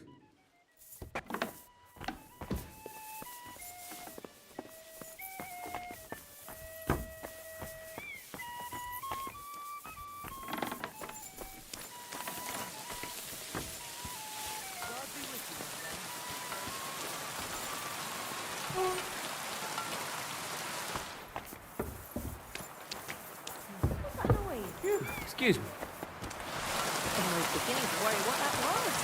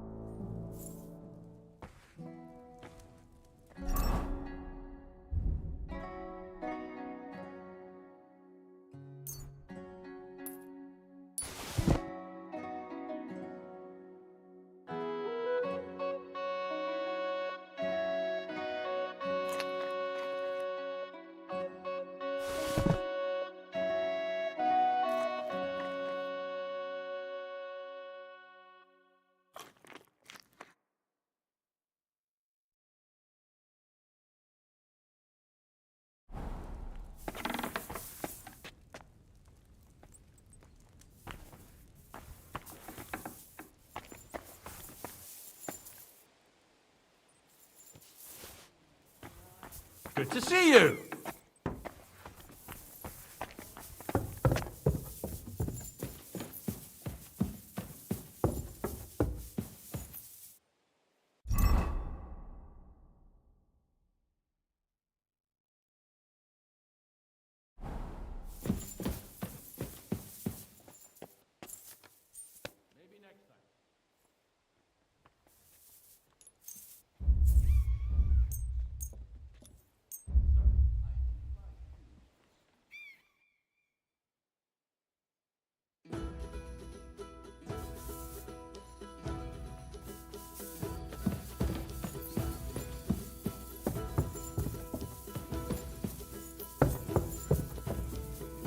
Good to see you. God be with you.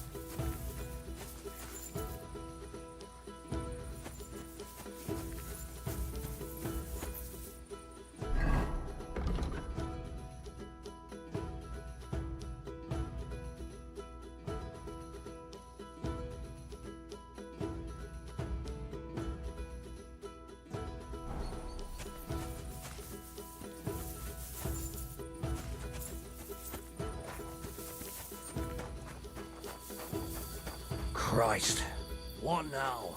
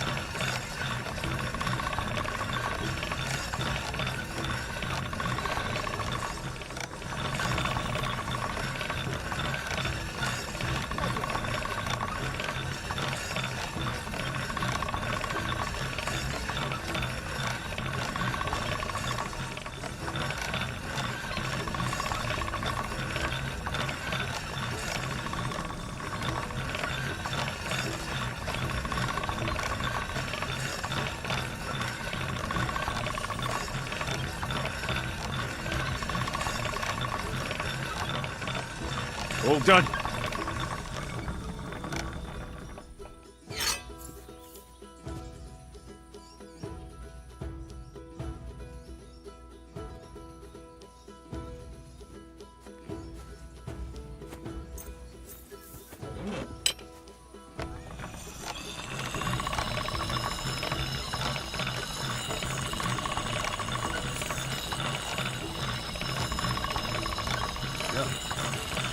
Can't get any better than this.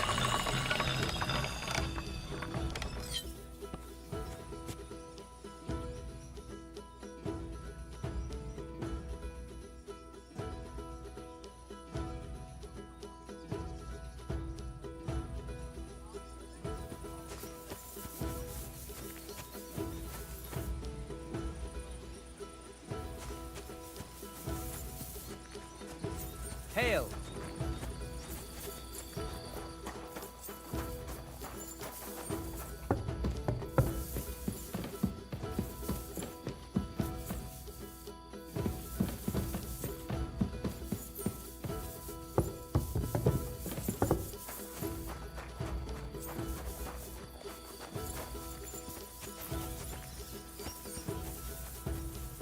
Good day to you. What would you like?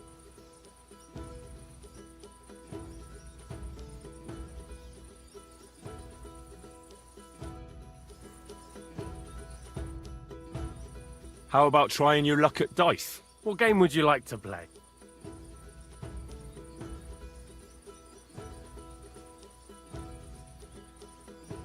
Let's play beggars. Let's play. I'm seriously curious about you, lad.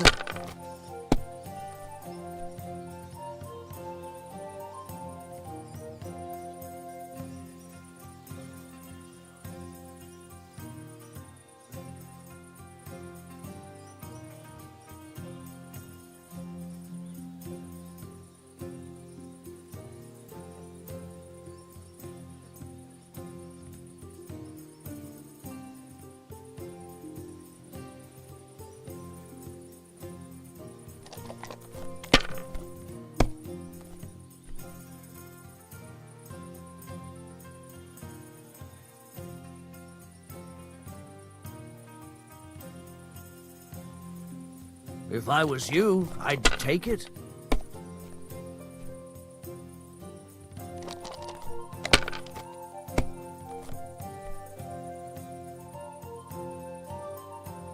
Like this.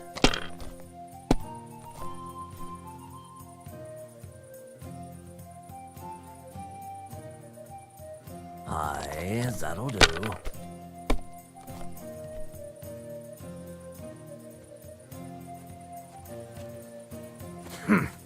It's yours.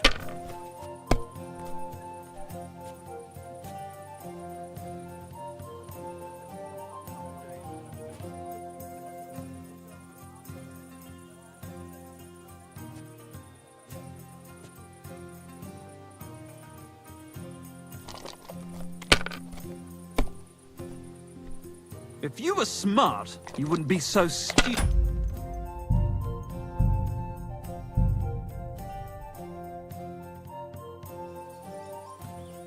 Good day. I have a bit of... What game would you like? Let's play Let's play. We'll see whose side luck is on today.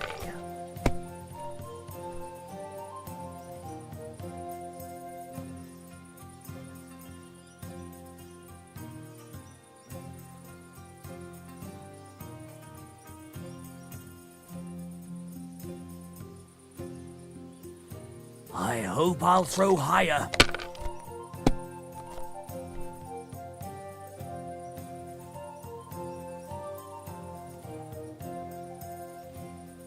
Like this.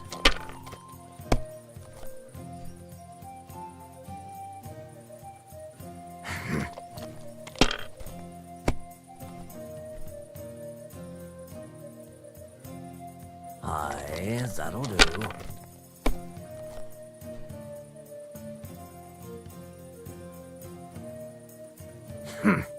It's yours.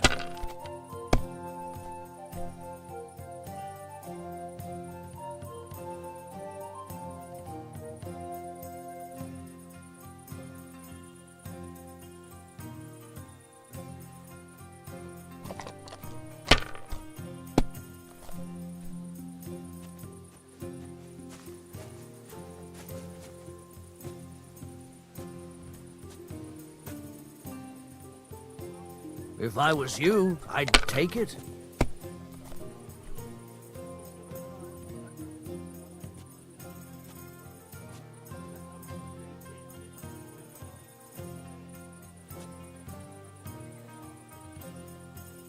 fuck that. I knew Rotten it'd luck. be good.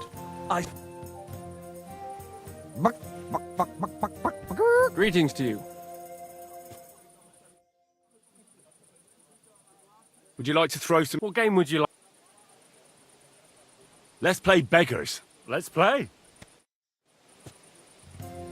Maybe you're not playing for the first time, but you can't beat me.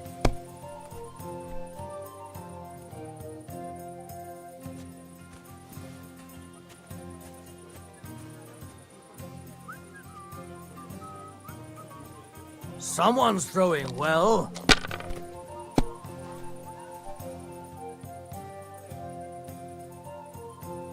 Like this. That's Well, what I'm fuck talking me. about, damn it. That's how you have to play.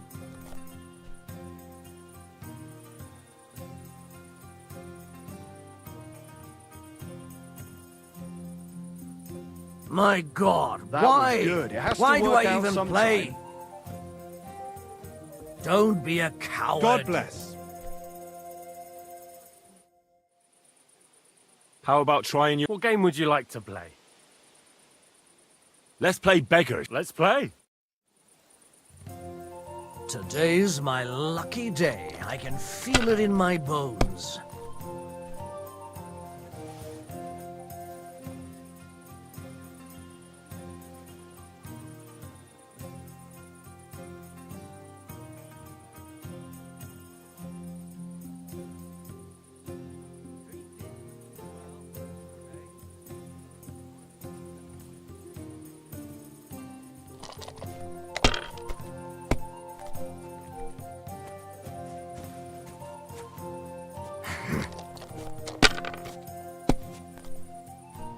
That's how it's fuck done. me. That's the way.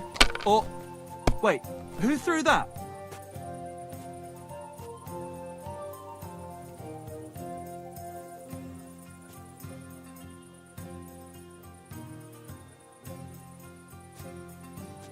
You have to have a bit of sense and count the dice.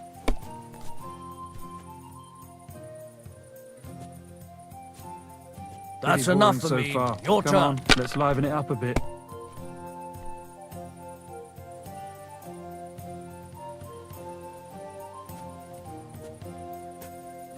My God, what a fuck up again!